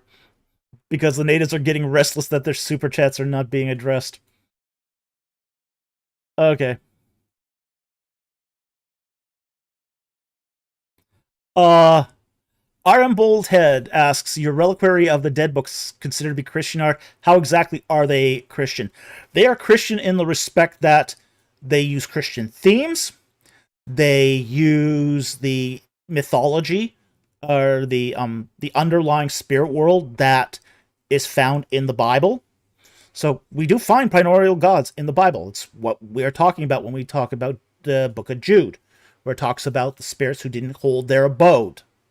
Okay, so so these are aspects of the Bible that we don't talk about a lot, but they're there.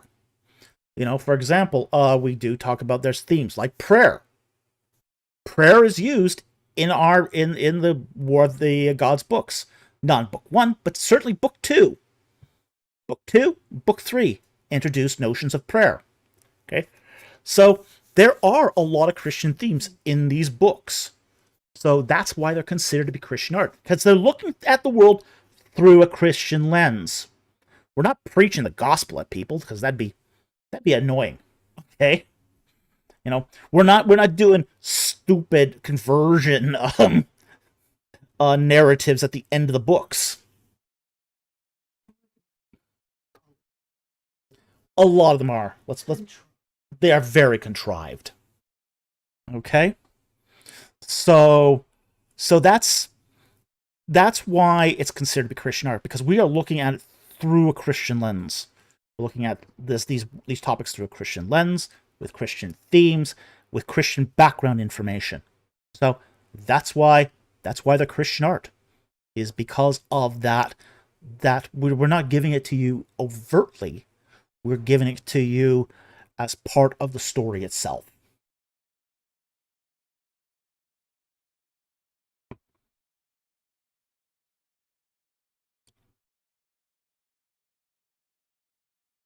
Okay.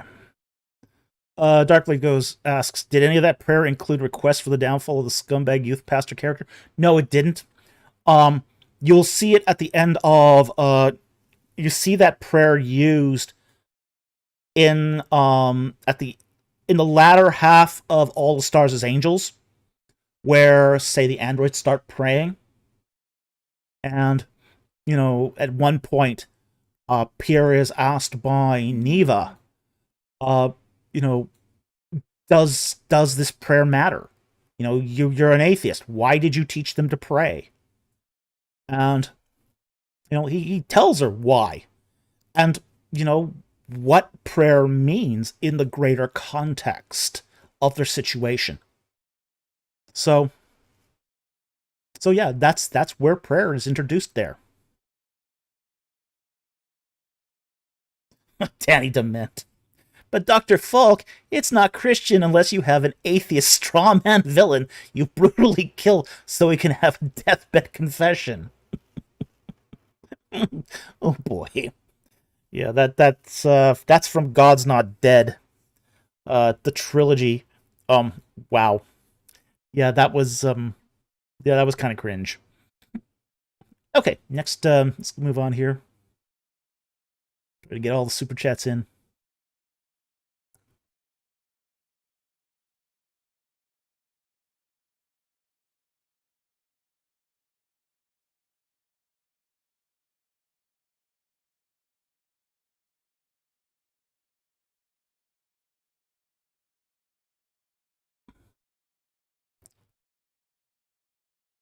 Gandalf the base. There's a scumbag youth pastor character. There's a character that was based upon a real case study that happened in an Oregon church in the early 2000s. Okay. Um, Hans Hans Pole. Okay. Hans Pole is based upon that character. Not as it is a Yeah. Yeah. There's oh it's the Hans Pole is not a youth pastor, but his character is based upon a certain case study. So it's not a youth pastor character. Let's be clear about that. Hans Pole is not a youth pastor character, but he does something that a certain youth pastor in Oregon did in real life.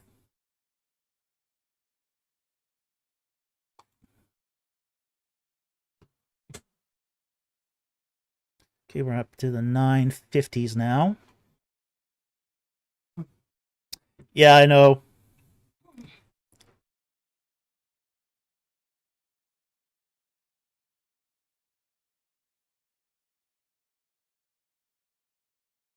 Milo Mortimer says, I'm having another college university degree course crisis. I want to take environmental sciences and zoology, but now I want to do paleontology and, what does he say, continued? Where's the continuation here? and I want to go to those other courses that doesn't teach paleontology classes. Advice? Do what you love. I know that people hate that advice because it does never seems practical. But look, we could use some Christian paleontologists. I think it's awesome that you're interested in paleontology. Little secret. I had actually thought about doing a master's in paleontology after doing my PhD. I just got so tired of doing the PhD that I didn't take paleontology. But I would have loved to have taken a master's degree in paleontology. It would have been so cool. So, I at one point, as I said, decided that I wanted to do a full degree in paleontology. But again, I never did that. But I think paleontology is a cool, very, very cool science. You could certainly do a lot worse than paleontology, like anatomy. Okay. Smart people stay away from anatomy. I would also sort of stay away from the zoology too. There isn't much, unless you're going to trek through um, remote regions looking for certain things. Zoology can be a very difficult field. But yeah, absolutely. Yeah. If my advice is, if God's calling you to do paleontology, do paleontology. It's a very interesting field. And frankly, I think you could do a lot worse. A lot worse. So, um, but paleontology too, you can do other things like take courses in zoology as well. And environmental studies, yeah, you could do that also if that's what you want to do. Um,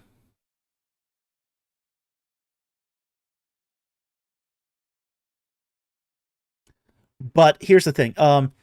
If you're saying that the university you want to go to doesn't do paleontology, I see that's the issue here.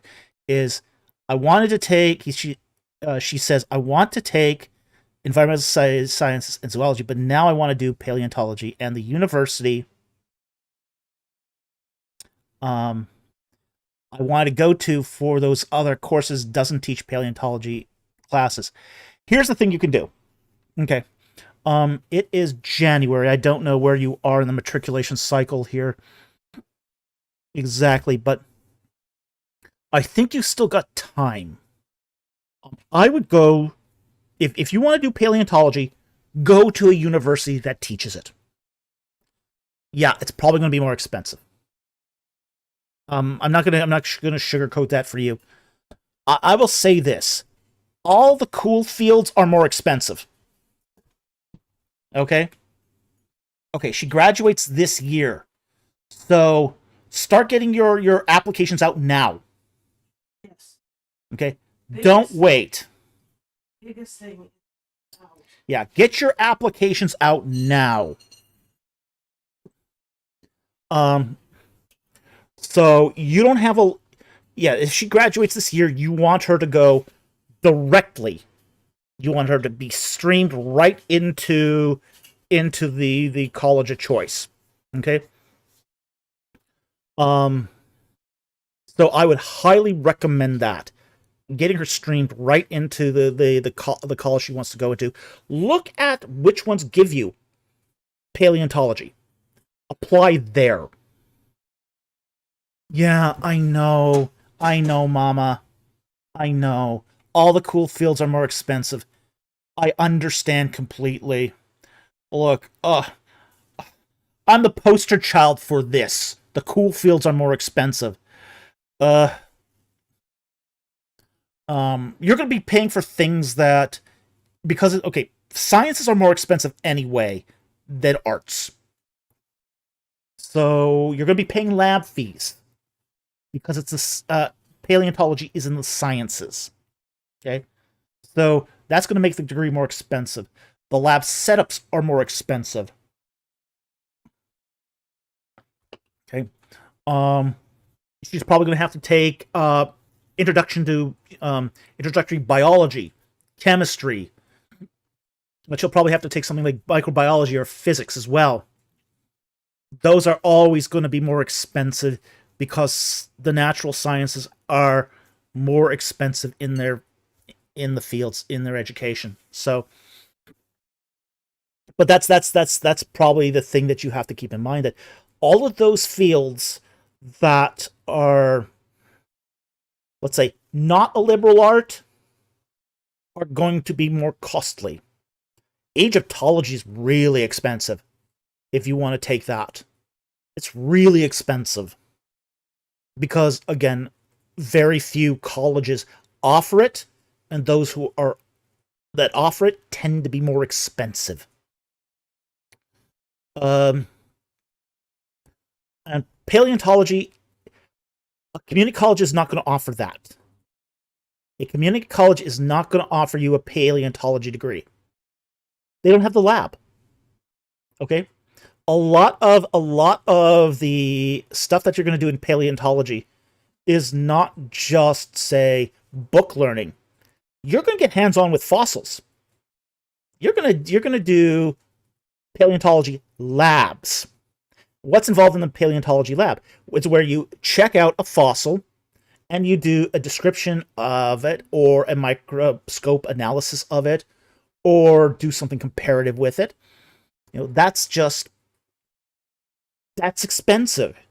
It's expensive to have the fossils. It's expensive to house the fossils. It's expensive to care for the fossils. You need an employee, a lab tech, just to run the lab. That's another salary that has to be paid for. So, I feel your pain, Mama. I feel your pain. But that's also problem of doing these more interesting things is you end up paying for it.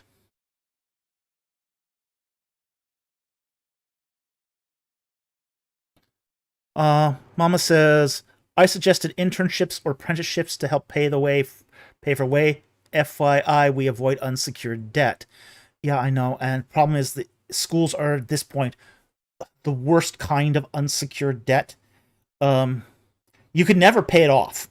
If it doesn't, you can never discharge it through bankruptcy. It's not something you can pay for, go into debt over, and then go into bankruptcy over. So you're stuck with that debt for life if you don't pay it off. It sucks. It totally sucks. The other thing is, there are schools where you don't pay through debt either. Okay? But they're hard to get into.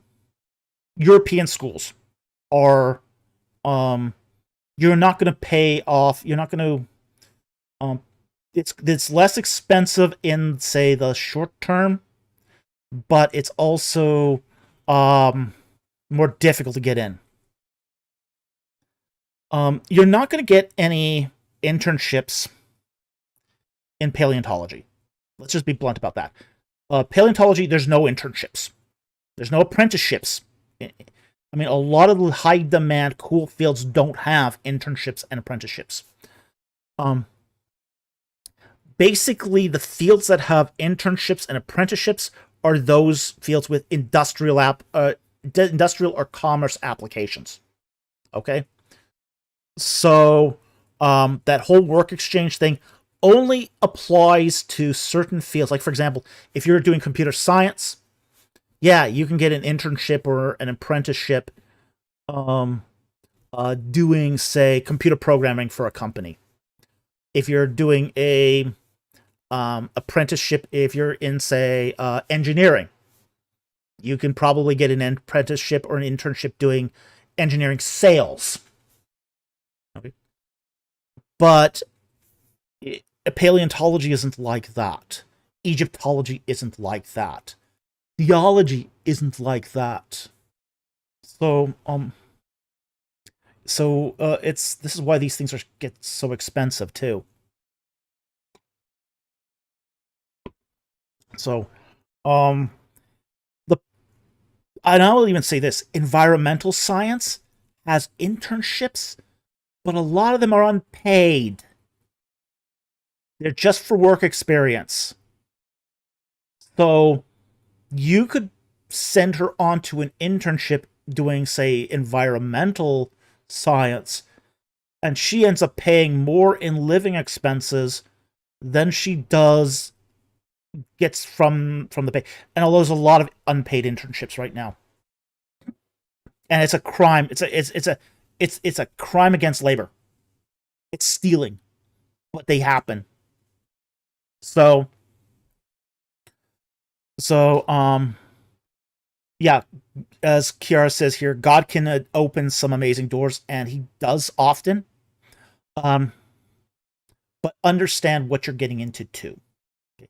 Here's what I would do as far as the paleontology: find a school that will do bursaries. Okay. Find a school that does heavy bursaries. Now, here's the difference between a bursary and a scholarship. Scholarships are based upon merit. So, as a homeschooler, Milo may not qualify for scholarships. But she might qualify for bursaries. Spell that, okay? Let me see if I can spell it here. Yes, yeah. Bursaries. Okay. A bursary is when a student aid is based upon need, not academic merit. Okay? Now, typically, the best bursaries go to the kids with the highest grades. Okay? So, a bursary is, you're basically, when you, here's what you want to do. You want to get your applications in early. So, here's your plan. Here's your big plan. Here's your game plan. Get your applications in early. Okay? At the same time, too, fill out your student aid application. So with every application, you're going to send 2 applications to every school. One application is going to be for the school itself, admissions. This is your admissions application. Your second application is going to be for your financial aid application. In the financial aid application, it's going to ask if you want to apply for scholarships and bursaries. Apply for both. Okay? So you want to, schools will generally, grants, Gandalf the Base says grants as well. There are also websites for random scholarships from dumb groups. I get $500 for being left-handed once. Not even joking. Yeah, there are those sorts of grants out there. Here's the thing: most grants are going to be for graduate level and higher. Okay, for undergrad, it's going to be kind of slim pickings as far as grants go. But do try them. But try them in addition to, because grants will be outside of the student aid process. Okay. So your student aid process, you're going to start with your application to the school and the application for student aid. Now, this has happened before. I've heard this happen where you get approved for the college and denied for financial aid. I've also heard the opposite, where people have been approved for financial aid and denied for the college. Okay? That can happen.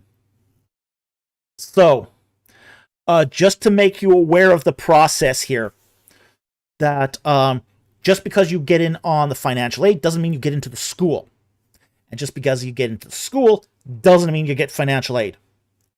So, when it comes to time to decide, and you'll start getting they won't, I mean, you want to get your applications in now, as in January, February. Okay? You won't hear back from them until June, July, and August. And typically, you're going to hear from financial aid before you hear from admissions. typically. That's not a bad thing to have money. Yeah, it's not a bad thing to know if you're going to have money to go anyway, but that's the way it typically works. So that's when you're going to hear from them. You're not going to hear from them much later than, say, the first or second week of August. Okay? That's sort of like the last cutoff. And usually if you don't hear from them by late July, they're probably not interested. Usually. They don't give They but no thanks. Yeah, they don't usually give thanks but no thanks. Those are usually the last letters to go out. So you will get your most positive responses early on. So I did have one that came in August that was an acceptance, but it's pretty unusual. It's pretty unusual.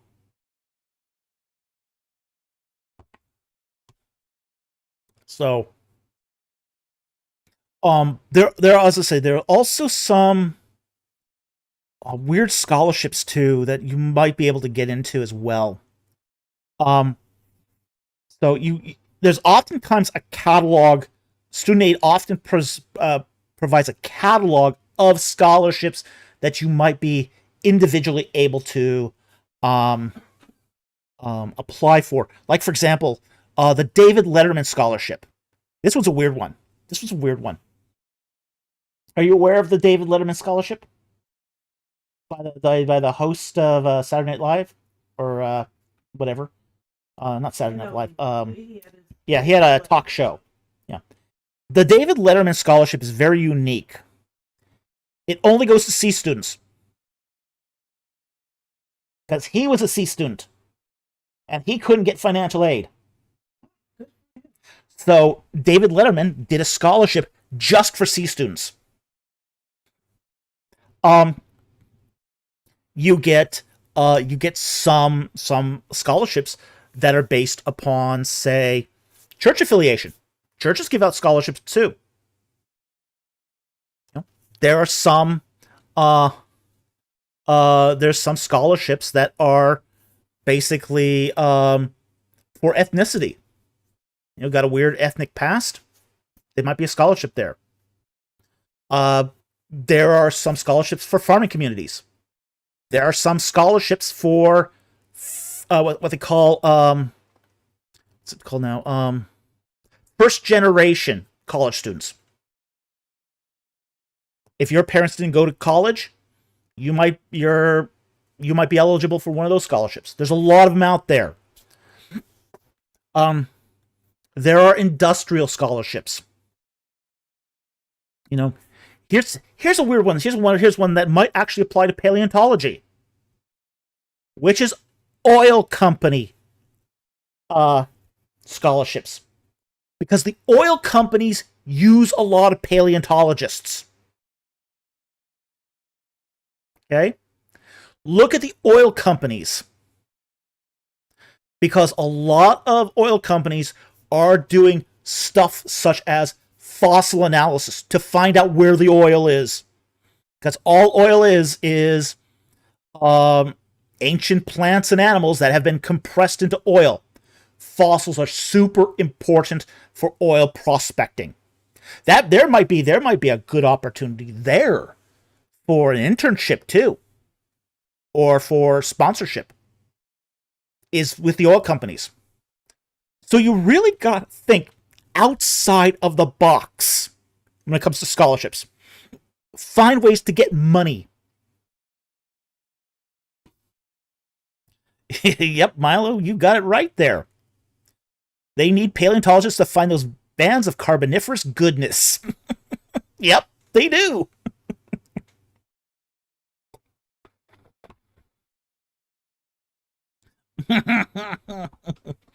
Yeah, milk them. Milk them. If a oil company is giving it,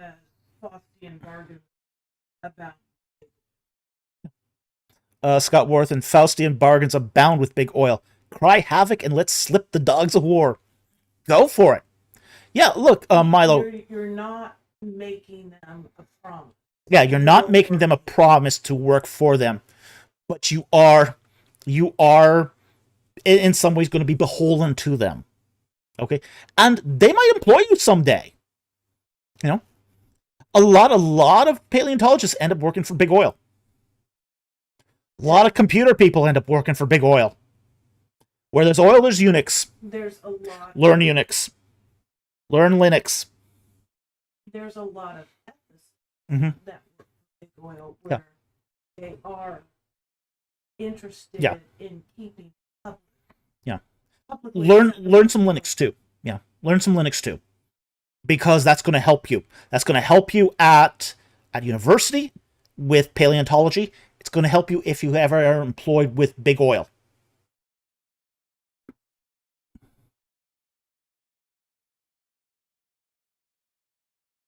Milo goes, I mean, that's where the money is. Passion is a variable. Absolutely. Absolutely. Not Unix.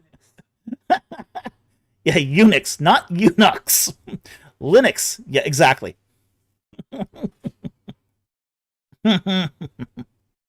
So, but yeah, absolutely. So we've already gone down some really interesting rabbit trails that you can explore. Just taking, I mean, frankly, you might be able to get out of this thing debt free entirely, just because of your ability to, if you have the ability to milk the big oil for what you need. And companies like Shell do this. I know they do.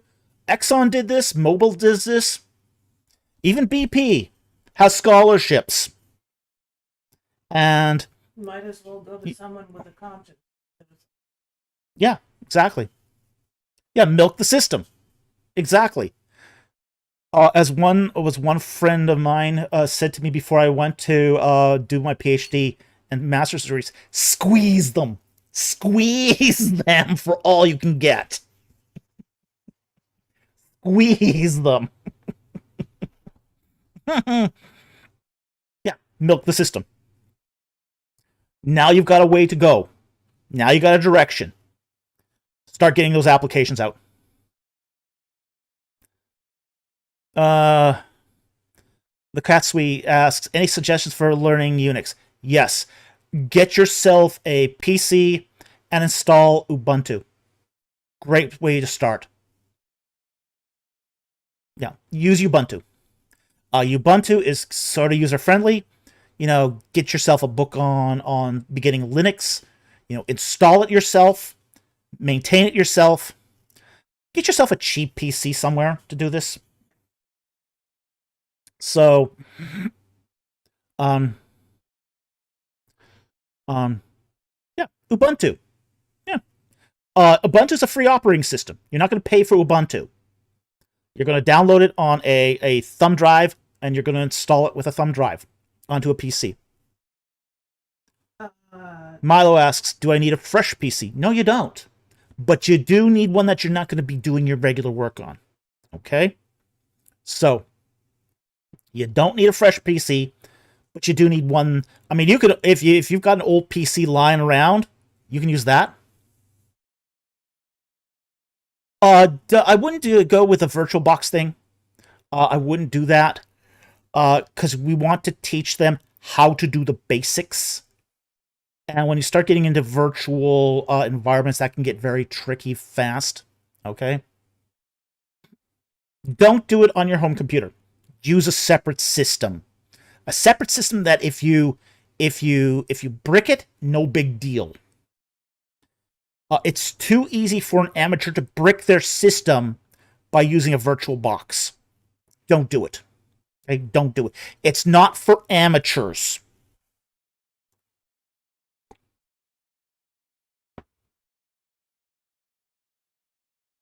Okay? We can give her more direction on how to do this, but yeah, again, Gandalf the Base, he says, no, you don't. You can use a separate drive on it. Yeah, you can use a separate drive on it, but here's the problem. If you install the bootloader wrong, you've now bricked both your systems. Okay? This is why I always recommend you use a separate PC for doing this, for an amateur. Professional, if you've done it for a while, yeah, go ahead. It's better. It's a great way to do it. That's not what I'm talking about here. I'm talking about somebody who's never done it before. Okay? If you've never done it, yeah, you can get into a lot of trouble fast. Get out the base. Okay, fair. I do have a certificate in this. He might not. She might not, by the way. Milo, yeah, Milo doesn't do this. Hasn't done this before. So, yeah.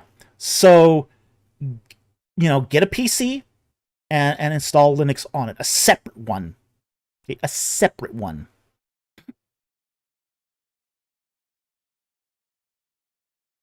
Where are the most high? I've done dual boot. It's scary, to be fair. Yeah, it is. Yeah. So you just want her to be able to load Linux on a separate system, boot it up, play with it, start doing things on it, and because she's going to need these skills if she goes into the oil.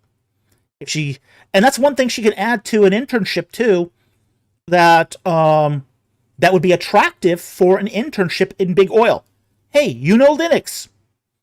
That's a resume. That's something you can add to your resume. So that'll make her more attractive to do those internships and sponsorships from big oil. All right, so let's move on here.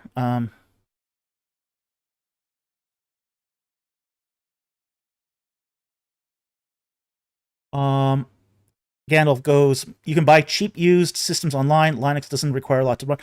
Here's an option. A NUC. I'm going to show you a NUC. Here's a NUC. I've got a NUC. Right here.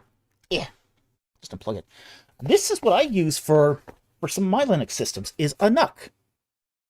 It's a whole PC. Okay. This one's really cool, by the way. I got this one off of Amazon for about $230 Canadian. It's got various ports in it. Like you got USB-C, you got a USB port, you got a headphone jack. On the back, you've got, HDMI cables it's got inbuilt graphics. This one has 2 Ethernet ports, which is really, really cool. I use these as small servers. Okay.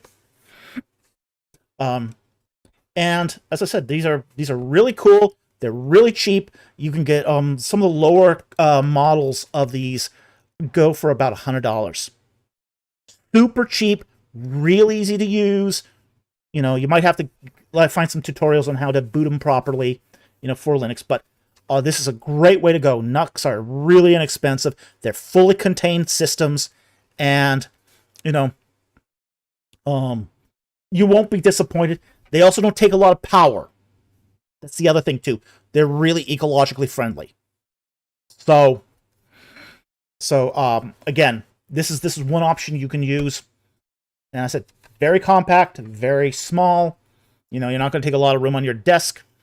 And, again, a great option for somebody starting to learn Linux is getting a NUC.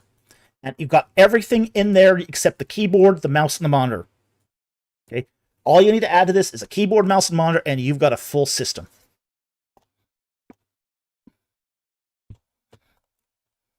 Gandalf the base. I used to custom build NUCs. I love those silly things. I love them too. It's a lot better than using fully built ATX cases. It's a lot better. They look ecologically friendly, to be honest. They are. Yeah, they are. They're very nice. It's begging for stickers.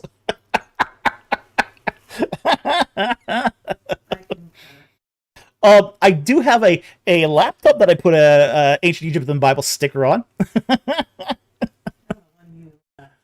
Yeah, when I take to conferences. Yeah.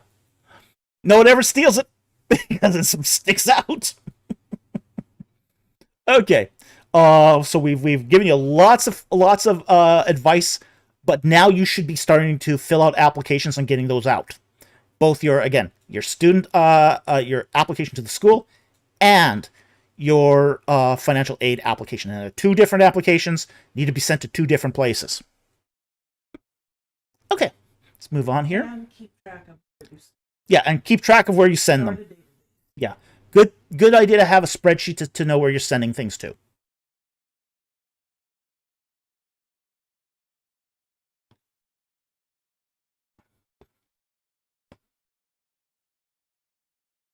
Okay, we're at 10 o'clock. I am trying to go a little faster here. But this was important. This was important. Hey, BC. That's not nice. Remember, Milo, you can always do a Ron Wet. Who needs qualifications? That's not nice.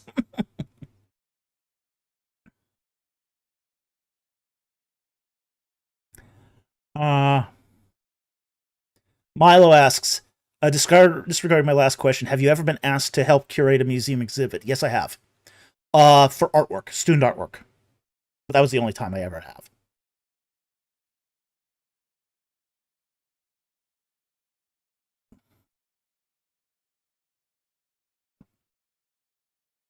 Sorry, I got sassier this year, really? The year's only begun.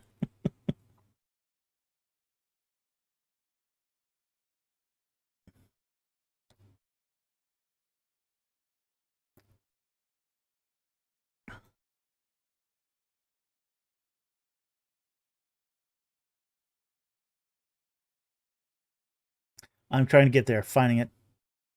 Okay, here it is from Subin Paul. I think it's for 100 rupees. Thank you for the super chat. Second Maccabees 2 verses 4 to 10 says the Ark of the Covenant was hidden. What's your stance on it, and was it destroyed or still hidden? Okay, Second Maccabees is very late in its writing. It really dates to the 1st century BC. I wouldn't trust this any more than I would throw it. I don't think Second Maccabees is a reliable witness for the Ark of the Covenant being hidden. My stance on it is that essentially that is just this is myth that's been put to pen. So, and there's a lot of the stuff in Second Maccabees that's just not very reliable. So, I don't think it's a good account of what happened to the Ark of the Covenant. So, the fact is that Jeremiah says that that the Ark of the Covenant will basically never be seen from again and never come back to mind. So I don't put a lot of stock here in Second Maccabees. I don't think it's scripture. Honestly, I don't think it's scripture. I don't think it's good history.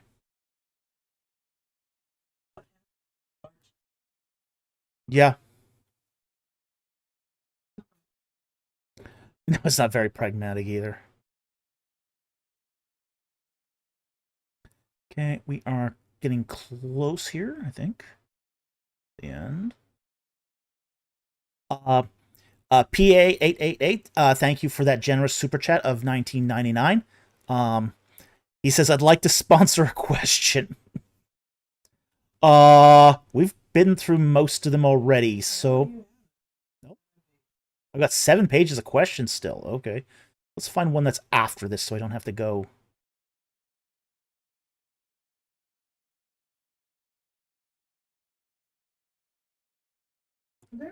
Yes, let's take the Sandoval's one. Here. Did Jesus and the apostles preach publicly in hostile environments? Yes, they did. How hostile? Enough where they got beat up and thrown out of town before they got a single word out. This happened to Paul. I forget where it was exactly, but he goes into town, they beat him up, they throw him out of town before he even gets one word out. So just because you know you're called by God does not mean you're going to... Yeah, just because you've been called by God, according to my producer here, doesn't mean you're going to have a good time. And the apostles did preach in very hostile environments.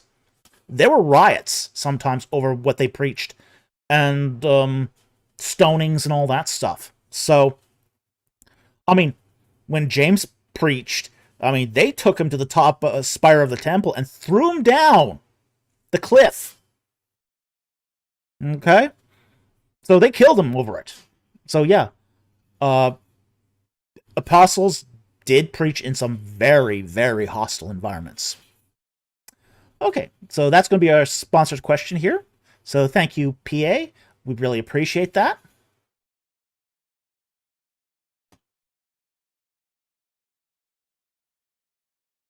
We're just going to try to work through for the final super chats here because we're really close to the end.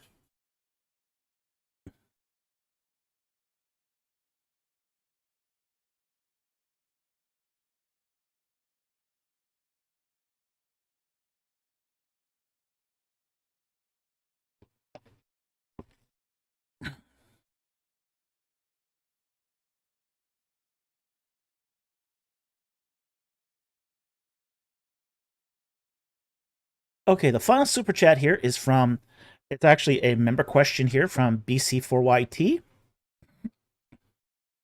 And it just came in. And BC asks, should we bother preaching to atheists in the West, or do they really have no excuse due to how easy it is to find the truth in if they really want it? Okay, here's what I'm going to say about evangelization to atheists. It's going to depend on the atheist. I wouldn't bother with those who've deconverted. Those who've deconstructed, who came out of a faith tradition, don't bother with them. Okay? That's sort of winning the lottery if you happen to win them over to the faith. So that's really a long shot view.